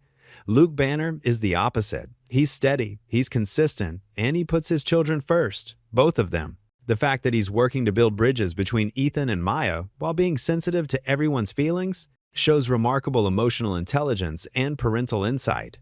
The state's attorney stood, Miss Elwood, given your professional background, don't you find it concerning that Mr. Banner kept this secret for so long? Renee's eyes flashed. He didn't keep any secret. He didn't know about Maya until I told him, and when he found out, he stepped up immediately. That's not the action of an unfit parent. That's the action of a man of integrity. Judge Martinez leaned forward, studying Renee intently. Miss Elwood, you're essentially testifying against your own potential interests here. You could have used this situation to challenge Mr. Banner's custody of Ethan yourself. Why aren't you? Because that would hurt both children, Renee replied simply. Ethan needs his father. Maya is getting to know him. And Luke? She paused, her voice softening. Luke is doing everything right to help them both through this. Breaking up his family wouldn't serve anyone's best interests, especially not the children's. After a few more questions, the judge called a brief recess. When court resumed, she settled back into her chair with an air of decision. I've reviewed all the evidence and testimony presented today, Judge Martinez began. The anonymous complaint that sparked this hearing alleged emotional instability and unfitness to parent. What I've seen instead is a father who has faced challenging circumstances with grace and wisdom. She turned her gaze directly to Luke. Mr. Banner, your community has painted a clear picture of your character. Your children, both of them, are fortunate to have a father who puts their needs first. This court finds no basis for the complaints against you, and this case is hereby dismissed. The gavel's sharp crack seemed to release all the tension from Luke's body. He sagged in relief as Sarah squeezed his arm in congratulation. As people began filing out of the courtroom, Luke felt a small hand slip into his. He looked down to find Ethan beside him, eyes bright with tears of relief. Before he could speak, Maya appeared on Ethan's other side. That was really scary, Maya said softly. But I'm glad it's over. To Luke's amazement, she reached out and pulled Ethan into a careful hug. Thanks for sharing your dad with me. Brother? Ethan stiffened for a moment, then slowly relaxed into the embrace. Over their heads, Luke's eyes met Renee's. She gave him a small smile, and in that moment, he felt the first real stirring of hope for their unusual family's future. The late afternoon sun cast long shadows across the cemetery grounds as Luke made his way through the neat rows of headstones. His footsteps crunched softly on the gravel path, each step measured and deliberate. The bouquet of white lilies in his hand, Miranda's favorite, felt heavy against his palm. Miranda's headstone stood beneath an old maple tree, its gray surface clean and well-maintained. Luke had always made sure of that. He knelt down, carefully arranging the flowers in the metal vase embedded in the ground. His fingers lingered on the cool marble, tracing the etched letters of her name. Hi, Miranda, he said softly, his voice barely above a whisper. It's been a while since I've really talked to you. He settled onto the grass, crossing his legs like he used to do during their picnics together. I mean, really talked, not just the usual updates about Ethan. A gentle breeze rustled through the maple leaves above, creating dancing shadows on the headstone. Luke took a deep breath, feeling the weight of unspoken words pressing against his chest. I'm angry with you, he admitted, the words coming out rough and raw. I've been so angry, and I didn't even know it until now. You kept Maya from me, from us. You let Renee carry that burden alone. His voice cracked slightly. How could you do that? To all of us? A bird called somewhere in the distance, its song clear and sweet in the quiet cemetery. Luke wiped at his eyes with the back of his hand. But I'm also grateful. He continued, his voice softening. You gave me Ethan. He's growing up so fast, Miranda. He's got your smile, you know, and your kind heart. Even with everything that's happened, he's trying so hard to understand and accept things. Luke shifted, plucking absently at the grass beside him. And now there's Maya. She's incredible, Miranda. Smart and fierce, just like her mother. She has your laugh. Did you know that? I heard it for the first time last week, and it nearly knocked me over. He paused, watching as the setting sun painted the sky in shades of pink and gold. Renee's different than I remember her. Stronger, maybe. Wiser, definitely. She's been so patient with Ethan, helping him understand things I couldn't explain myself. A small smile tugged at the corner of his mouth. We're finding our way, somehow. It's not perfect, far from it, but it feels real, honest. Like we're finally dealing with everything that happened instead of running from it. Luke stood up slowly, brushing grass from his pants. He touched the headstone one last time, his fingers lingering on the smooth surface. I'll always love you, Miranda, but I think it's time to let go of the anger, for all our sakes. As he walked back to his truck, his phone buzzed with a text from Renee. Still okay for dinner tonight? Luke smiled, typing back a quick, yes. Ethan's excited about your mac and cheese. Later that evening, the kitchen in Luke's house hummed with activity. Ethan sat at the counter, carefully grating cheese, while Renee stirred the pasta, the familiar smell of her signature dish filling the air. Luke moved around them both, setting the table and stealing occasional tastes when he thought no one was looking. I saw that, Renee said without turning around, a smile in her voice. Some things never change. Ethan giggled, a sound that made Luke's heart feel lighter than it had in weeks. Dad always does that when I'm cooking too. Hey, I'm quality control, Luke defended himself, grabbing another tiny piece of cheese. The casual banter felt natural, easy in a way Luke hadn't expected. There was no tension in the air, no awkward silences to fill, just three people sharing a meal and genuine conversation. As they sat down to eat, Ethan launched into a story about his day at school, his hands moving animatedly as he described a science experiment gone hilariously wrong. Renee listened intently, asking questions and laughing at all the right moments. Luke watched them both, struck by how normal it all felt. The mac and cheese was just as good as Luke remembered from college, though he'd never admit that to Renee. She'd caught him trying to recreate the recipe multiple times back then, each attempt ending in disaster. Maya wants to come to my next saxophone concert, Ethan mentioned between bites. Is that okay? Of course it is, Luke said, catching Renee's eye across the table. She nodded, smiling. She's been practicing that piece you showed her on the piano, Renee added. Maybe you two could play together sometime. Ethan's face lit up at the suggestion. Really? That would be cool. As they continued eating and talking, Luke felt something settle in his chest, a sense of peace he hadn't experienced in years. This wasn't the family he'd imagined having, but it was real and present, and trying its best to heal. The evening light filtered through the kitchen windows, casting a warm glow over the scene. Renee was telling a story about Maya's first attempt at baking cookies, which had apparently ended with flour covering every surface in their kitchen. Ethan laughed so hard he nearly choked on his milk. Looking at them both, Luke realized that sometimes family came in unexpected packages. It wasn't always neat or traditional or what you planned for. Sometimes it was messy and complicated and born from past mistakes, but it could still be beautiful, still be worth fighting for. The community center's fluorescent lights hummed overhead as Luke arranged metal folding chairs in a circle. His hands moved with purpose, though his stomach churned with nervous energy.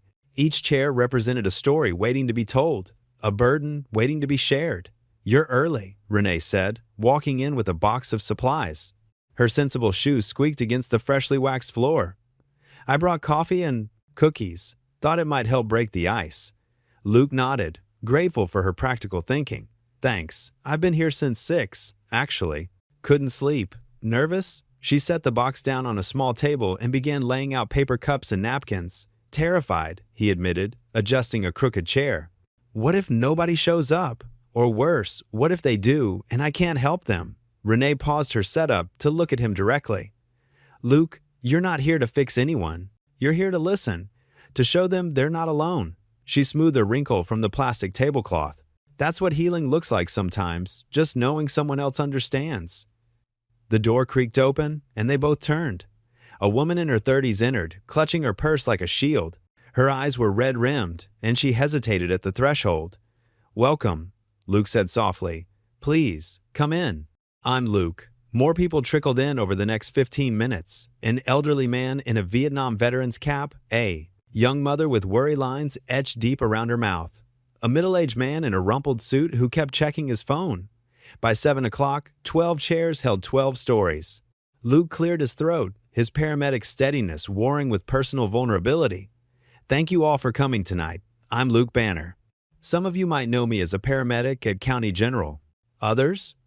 He paused, meeting a few knowing looks. Might have heard about me in the news recently. A gentle murmur rippled through the circle. Luke continued, This group isn't about me, though. It's about us, all of us who've carried grief or guilt or loneliness longer than we should have to. It's about finding strength in each other's stories. He glanced at Renee, who gave him an encouraging nod. I'll start, if that's okay. 5 years ago, I lost my wife Miranda in a car accident. I thought that was the hardest thing I'd ever face. But recently, I learned that sometimes the truth is more complicated than our memories. Luke's voice grew steadier as he shared his story the night of the storm, rescuing Renee, discovering Maya was his daughter, and the painful journey toward healing. He spoke about Ethan's struggle, about facing his own mistakes, and about finding grace in unexpected places. The hardest part wasn't the loss, he said, his hands clasped together. It was admitting I needed help, that I couldn't just soldier through it alone. The Vietnam vet nodded, understanding written across his weathered face. Renee spoke next, her voice clear but gentle. I'm Renee Elwood. I was Miranda's best friend, and for 15 years, I raised my daughter alone, carrying anger I didn't know how to put down. She looked around the circle. I thought protecting myself meant keeping walls up, but sometimes healing means letting them crack a little. The young mother wiped her eyes with a tissue. The man in the suit had stopped checking his phone. We're not here to give advice or find quick fixes, Renee continued. We're here to listen, to share if you want to, and to remind each other that broken doesn't mean beyond repair. A heavy silence filled the room, not uncomfortable, but full of unspoken understanding. Then the elderly veteran cleared his throat. Name's Frank, he said, adjusting his cap.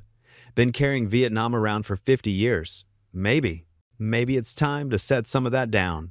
One by one, stories began to unfold. The young mother spoke about losing her husband to cancer. The man in the suit described his struggle with PTSD from his time as a first responder. Each story was different, but the thread of pain and hope wove them together. Luke watched as shoulders relaxed, as tissues were passed, as gentle nods of recognition crossed faces. This was what healing looked like. Not a dramatic breakthrough, but quiet moments of connection. When the meeting wound down 2 hours later, people lingered, exchanging phone numbers and words of encouragement. The young mother hugged Renee. Frank shook Luke's hand, his grip firm and grateful. As the last person left, Renee helped Luke stack the chairs. Well, she said, I'd say that was a success. Luke picked up an empty coffee cup someone had left behind. You think so? I know so. She touched his arm lightly. Did you see their faces? That's exactly what they needed, what we all needed. A safe place, to be honest. Luke looked around the empty room, seeing it differently now. It wasn't just a community center basement anymore. It was a beginning. Same time next week? He asked. Renee smiled, warm and genuine. Same time next week. They finished cleaning in comfortable silence, their footsteps echoing in the empty room. The night had brought something new. Not an ending to pain, but a first step toward carrying it together. Sometimes, Luke realized that was enough. The late spring morning dawned bright and clear, perfect weather for Ethan's elementary school graduation. Luke stood in front of his bathroom mirror, fumbling with his tie for the third time. His fingers trembled slightly as he tried to make the knot straight. Dad, you're taking forever, Ethan called from downstairs. We're gonna be late. Luke smiled, giving up on the tie and leaving it slightly crooked. He grabbed his jacket from the bed and headed downstairs, where Ethan was pacing in the living room. His son wore pressed khaki pants and a crisp blue button-down shirt that matched his eyes. The sight made Luke's heart swell. When had his little boy grown so tall? Looking sharp, buddy, Luke said, reaching out to smooth Ethan's collar. How are you feeling about the speech? Ethan patted his pocket where the folded paper sat. Nervous, but I practiced it like 1,000,000 times. You're gonna do great. Luke squeezed his shoulder. Ready to go? They climbed into Luke's truck, the morning sun warming the cab. Ethan clutched his speech, reading it over again silently as they drove. Luke glanced at his son, noting how the worry lines around his eyes matched his own. The school parking lot was already filling up when they arrived. Families in their Sunday best streamed toward the gymnasium, where rows of chairs had been set up facing a makeshift stage. Bright paper decorations and congratulatory banners hung from the walls. There they are, Ethan said suddenly, pointing. Luke followed his gaze to see Renee and Maya standing near the entrance. Maya wore a flowery summer dress, her dark hair pulled back with a ribbon. She waved enthusiastically when she spotted them. Hey, little brother, Maya called out, pulling Ethan into a quick hug. Ready for your big moment? Ethan nodded, some of the tension leaving his shoulders at his sister's encouragement. I think so. You'll do amazing, Renee said warmly. She turned to Luke, reaching up to adjust his crooked tie with practiced fingers. There, much better. Luke felt heat rise to his cheeks at her touch. Thanks. Shall we head in? They found seats together in the middle section. Other parents glanced their way. The story of their unusual family had spread through the small town, but the looks were more curious than hostile now. Time and truth had softened the initial scandal. Students, please take your places, called Mrs. Peterson, Ethan's teacher, from the stage. Ethan stood, straightening his shirt one last time. Here goes nothing, he mumbled. We love you, Luke said quietly. Maya gave him a thumbs up, and Renee smiled encouragingly. They watched as Ethan joined the line of fifth graders filing onto the stage. The principal gave a welcome speech, followed by the school choir singing, "Lean on Me." Luke felt Renee's hand slip into his as they listened. Her touch was warm, steady, grounding. Finally, it was time for the student speeches. Mrs. Peterson stepped up to the microphone. And now, speaking as our fifth grade class representative, please welcome Ethan Banner. The audience applauded as Ethan approached the podium. He looked so small up there, but his voice came out clear and strong as he unfolded his paper. Good morning, everyone. When Mrs. Peterson asked me to give this speech, I wasn't sure what to say. This year has been different than I expected. He paused, looking out at the crowd. Sometimes life gives you surprises that seem scary at first. Sometimes families change in ways you don't understand. Luke's throat tightened. Maya leaned forward in her seat, listening intently. But what I learned this year, Ethan continued, is that change doesn't have to be bad. New family can make your heart bigger. New understanding can make you stronger. Renee's grip on Luke's hand tightened. He squeezed back gently. I want to thank my dad, who taught me that being brave means telling the truth, even when it's hard. And I want to thank the unexpected family that helped me grow, who showed me that love isn't limited by blood or time or mistakes. A few sniffles could be heard in the audience. Luke blinked rapidly, fighting back his own tears. To my classmates, Ethan said, voice growing stronger. I hope you remember that family comes in all shapes and sizes, and sometimes the best gifts are the ones we never saw coming. That's my brother, Maya called out, prompting scattered laughter and applause. Ethan's face broke into a genuine smile as he finished. Thank you, and congratulations to the class of 2023. The gymnasium erupted in applause. Renee gripped Luke's hand tightly, tears streaming freely down her face now. Maya jumped to her feet, cheering loudly and whistling through her fingers. Luke couldn't move, overcome with pride and love for his son, their son, who had found wisdom and grace beyond his years. As Ethan made his way back to his seat, he caught Luke's eye and grinned. In that moment, Luke saw everything they'd been through reflected in that smile. The pain, the growth, the healing, and most of all, the love that had brought their broken pieces together into something new and beautiful. The rest of the ceremony passed in a blur of certificates and photos. When it was over, Ethan ran to them through the crowd of families. Luke wrapped him in a fierce hug. You did it, buddy, he whispered. I'm so proud of you. Maya joined the hug, ruffling Ethan's hair. Way to go, Shakespeare. That speech was amazing. You spoke from your heart, Renee said softly, placing her hand on Ethan's shoulder. And you touched everyone else's. Ethan beamed at them all, clutching his diploma. Can we get ice cream to celebrate? I think that can be arranged. Luke laughed, his arms still around his son's shoulders. He looked at Renee and Maya. Join us? Wouldn't miss it, Renee replied, her eyes meeting his with warmth and understanding. The July sun beat down on Luke's backyard as he adjusted the temperature on his old charcoal grill. Smoke curled up into the cloudless sky, carrying the sweet smell of barbecue sauce through the neighborhood. He couldn't help but smile as he watched Ethan and Maya sprawled out on a checkered blanket under the maple tree, heads bent over a puzzle book they were sharing. That one's definitely wrong, Maya said, pointing at the crossword. Look, it doesn't fit with the down clue. Ethan squinted at the page. Oh yeah, man, I always mess up the spelling on that word. From the kitchen window came the sound of laughter. Luke glanced over to see Renee showing Mrs. Peterson from next door how to properly cut a watermelon. The elderly neighbor had shown up 30 minutes early with 2 homemade apple pies, eager to help set up. It was a far cry from the whispers and sideways glances of a few months ago. Need any help with that grill? Tom Carter called out from the gate, holding up a plate of deviled eggs. His wife Susan waved behind him. Come on in, Luke answered, waving them through. I think I've finally got the temperature right. The Carters had been the first neighbors to reach out after the hearing, bringing over a casserole and sitting with Luke on the porch for a long talk. Now they were regulars at his support group meetings at the community center. Renee emerged from the house carrying a bowl of potato salad, her hair pulled back in a casual ponytail. She'd been spending more time at the house lately, helping Maya and Ethan with their summer reading projects while juggling her new consulting work with the school district. The position had come as a surprise offer. The superintendent had been impressed by her testimony at Luke's hearing and approached her about developing better support systems for students from non-traditional families. "Luke, these hamburger patties aren't going to flip themselves," she called out, setting the bowl on the picnic table. "Yes, ma'am," he replied with a mock salute, earning an eye roll and a smile. More neighbors began filtering in through the gate.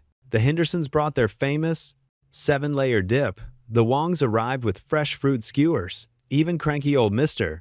Roberts from 3 houses down showed up with a container of store-bought cookies, mumbling something about not wanting to miss out on the food. Maya got up from the blanket and headed to the grill. "Dad, can I help?" The word "dad" still felt new on her tongue, but it came more naturally now. "Mom says I should learn how to grill properly." Luke's heart warmed at her request. "Sure thing. First rule of grilling, don't let the flames get too high." As he showed Maya how to check if the burgers were done, he caught Renee watching them with a soft expression. Their eyes met briefly before she turned away to answer Mrs. Peterson's question about the potato salad recipe. Ethan had abandoned the puzzle book and was now helping Susan Carter set up the volleyball net. "We should do teams," he called out. "Kids versus adults." "That hardly seems fair," Tom laughed. "You young folks will run circles around us. Old-timers." The afternoon stretched on pleasantly, the smell of grilled food mixed with the sound of conversation and laughter. Children chased each other through the sprinkler while adults gathered in clusters, sharing stories and swapping recipes. Luke noticed how naturally everyone interacted, as if the scandal and whispers of a few months ago had never happened. "The support group's really taking off," Mr. Henderson mentioned as he helped himself to more chips. "My brother's thinking of starting something similar in his town." Luke nodded. "We're up to 20 regular members now. Renee's been amazing with the organizational side of things." "You've both done good work," Susan Carter added. "Sometimes people just need a safe place to talk." After the volleyball game, which the kids won handily, everyone gathered around the picnic table for dessert. Mrs. Peterson's apple pies were still warm, and someone had brought homemade ice cream. "Speech!" called out Tom Carter, raising his paper cup of lemonade. Luke shook his head, but Renee gave him a gentle push forward. He cleared his throat, looking around at the gathered faces, neighbors who had become friends, strangers who had become family. "I'm not much for speeches," he started, "but I want to thank you all for coming. A few months ago, I wasn't sure what the future held for my family. Now look at us. We've got more food than we can eat, more friends than we can count, and more love than I thought possible." He glanced at Maya and Ethan, who sat together at the end of the table, sharing a slice of pie. "Sometimes the best families are the ones we build along the way." "Here, here!" Several voices called out, and cups were raised in agreement. As the sun began to set, casting long shadows across the yard, neighbors helped clean up and said their goodbyes. The Petersons insisted on leaving their extra pie. The Wongs promised to bring their badminton set next time. Soon it was just the 4 of them, sitting on the back porch steps. Maya leaned her head against Luke's shoulder while Ethan showed Renee his completed puzzle book. "That went well," Renee said softly. "Better than well," Luke agreed. "Can we do this again next month?" Ethan asked, looking up from his book. "I don't see why not," Luke replied, "though maybe we should wait until after your mom's big presentation to the school board." Renee groaned. "Don't remind me. I still have so much preparation to do." "You'll do great," Maya assured her. "You always do." They sat in comfortable silence for a while, watching fireflies begin to blink in the gathering dusk. The air was still warm, carrying the lingering sense of summer, cut grass, barbecue smoke, and sweet desserts. "We should probably head home," Renee said eventually. "Maya has her art class tomorrow morning." As they stood to leave, Ethan hugged his sister goodbye. "Don't forget, you promised to help me with my science project next weekend." "I won't forget," Maya promised. "But you have to help me practice for my piano recital." Luke walked them to their car, where Renee paused before getting in. "Thank you for today," she said quietly. "For everything." He nodded, understanding all she meant. See you at the support group on Thursday? Wouldn't miss it. As their car pulled away, Luke and Ethan stood in the driveway waving. The street was peaceful, porch lights beginning to flicker on as evening settled in. Next door, Mrs. Peterson was watering her flowers, and she gave them a friendly wave. "Dad?" Ethan said as they walked back inside. "Yeah? I like our family the way it is now." Luke pulled his son close for a quick hug. "Me too, buddy." "Me too." The evening sun painted golden streaks across the lake as Luke and Renee walked along the shoreline. Their footsteps left shallow impressions in the damp sand, parallel lines that meandered like their conversation. The water lapped gently at the shore, providing a soothing backdrop to their shared silence. Luke's hands were tucked into the pockets of his worn jeans, his shoulders relaxed for the first time in months. Beside him, Renee hugged herself against the cooling breeze, her cardigan fluttering slightly. "Maya's really improved at soccer," Luke said, watching a group of seagulls scatter across the water. Ethan mentioned she's been practicing with him every afternoon. Renee smiled, tucking a strand of hair behind her ear. "She's determined. Gets that from her father, I suppose." The words hung between them, no longer sharp with accusation, but soft with acceptance. They walked a few more steps before finding a weathered wooden bench facing the water. Without discussion, they both sat down, maintaining a careful space between them. "The support group is growing," Renee said, smoothing her skirt. 3 new families joined last week. That mother you helped, Sarah? She told me your story gave her hope." Luke nodded, his expression thoughtful. "Sometimes I wonder if that's what Miranda would have wanted. All of this coming to light, being turned into something helpful." "She always did have a way of finding silver linings," Renee said quietly. Her eyes grew distant, remembering. Even in college, when everything seemed impossible, she'd find something good to focus on. They watched a family playing fetch with their dog near the water's edge. The children's laughter carried across the beach, reminding them of their own kids back at Luke's house, probably arguing over video games or raiding the refrigerator. "I've been thinking about forgiveness," Luke said carefully, turning slightly to face Renee. "Not just asking for it, but really understanding what it means." Renee's hands clasped together in her lap. "What have you figured out?" "That it's not just about saying sorry. It's about—" Luke paused, searching for the right words. "It's about choosing to build something new from the broken pieces, instead of trying to fix what was shattered." They left the bench and walked toward the community center, their pace unhurried. The building's warm lights glowed in the deepening dusk, a beacon of the new life they'd helped create there. "Remember the first support group meeting?" Renee asked as they approached the entrance. "Everyone was so nervous, including us." Luke chuckled softly. "I must have rewritten my opening speech 20 times. But you spoke from the heart," Renee said, stopping to face him. "That's what touched people. Not the perfect words, but the honest ones." Inside the empty community center, their footsteps echoed in the hall where they'd shared their stories. The circle of chairs still stood ready for the next meeting, each one representing a person seeking healing, understanding, or simply connection. "I need to tell you something," Luke said, his voice gentle but firm. He turned to face Renee fully. "Not because I feel guilty anymore, but because I'm grateful. I'm sorry, truly sorry, for all the years you carried this alone. For all the times you needed support and didn't have it. For every moment Maya wanted to know about her father, and you had to find the right words by yourself." Renee's eyes glistened in the dim light. "Luke, let me finish," he said softly. "I'm sorry for the pain, but I'm grateful for where we are now, for how you've helped Ethan understand, for the way you've opened your heart to this mess of a situation and helped make it into something real." They walked back outside, where the sky had turned a deep purple. Through the trees, they could see the lights of Luke's house, where their children's silhouettes moved past the windows. "Thank you," Renee said suddenly, her voice barely above a whisper. Luke looked at her, surprised. "For what?" "Not for the past," she clarified, meeting his gaze. "For choosing the present.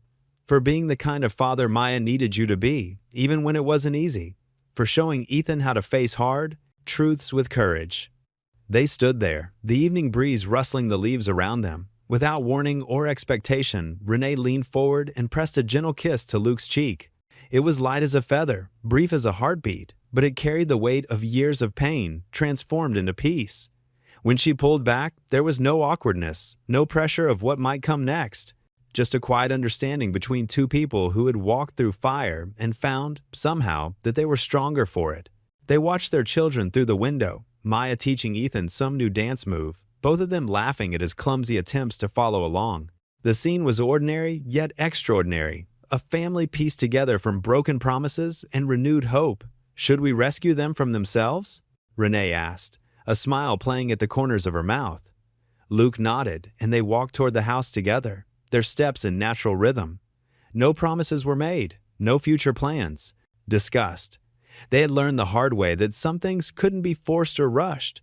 What they had now, this delicate peace, this careful joy, was enough.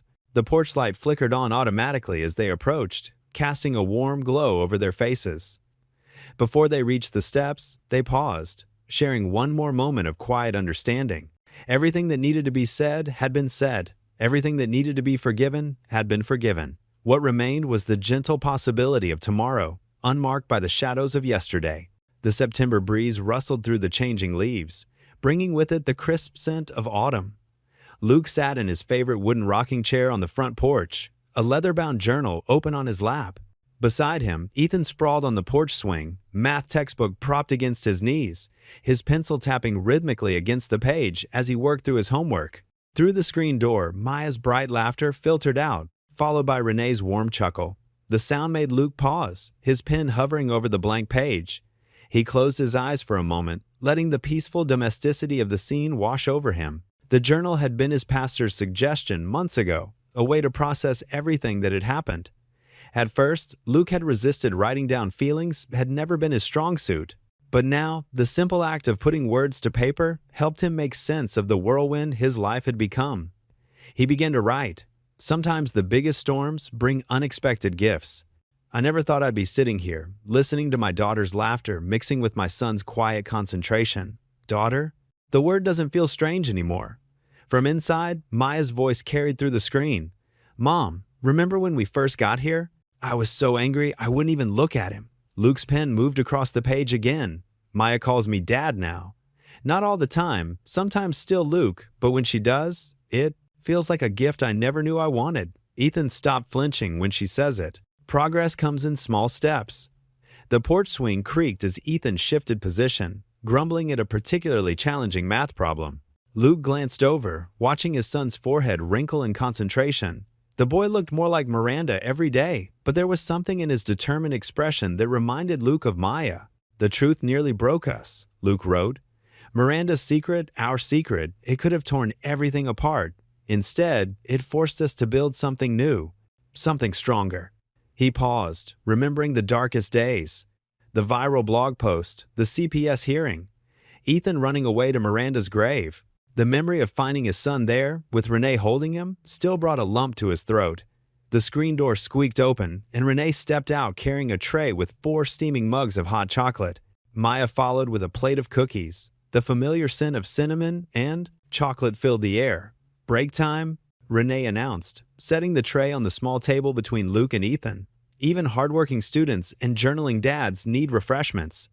Luke accepted a mug with a grateful smile, watching as Maya perched on the porch railing, her long dark hair catching the late afternoon light. She looked so much like Renee, except for her eyes, those were undeniably his. His pen found the page again. Renee taught me about grace, not the kind you pray for, but the kind you live. She had every right to hate me, to keep Maya away. Instead, she chose forgiveness not just for me, but for all of us. Maya dipped a cookie in her hot chocolate, grinning as Ethan complained about algebra. Want help? She offered. I survived this stuff last year. Luke watched as his children bent their heads together over the textbook. The sight still amazed him sometimes. He wrote, the kids saved us too. Their resilience, their willingness to try. Ethan's brave heart, Maya's generous spirit. They showed us adults how to move forward. The setting sun painted the sky in shades of pink and gold, casting long shadows across the porch. A comfortable silence settled over them, broken only by the scratch of pencils and the occasional sip of hot chocolate. Life's messier than I used to think, Luke continued writing.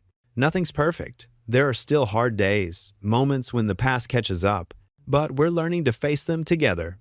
Renee caught his eye over her mug, offering a small smile that held volumes.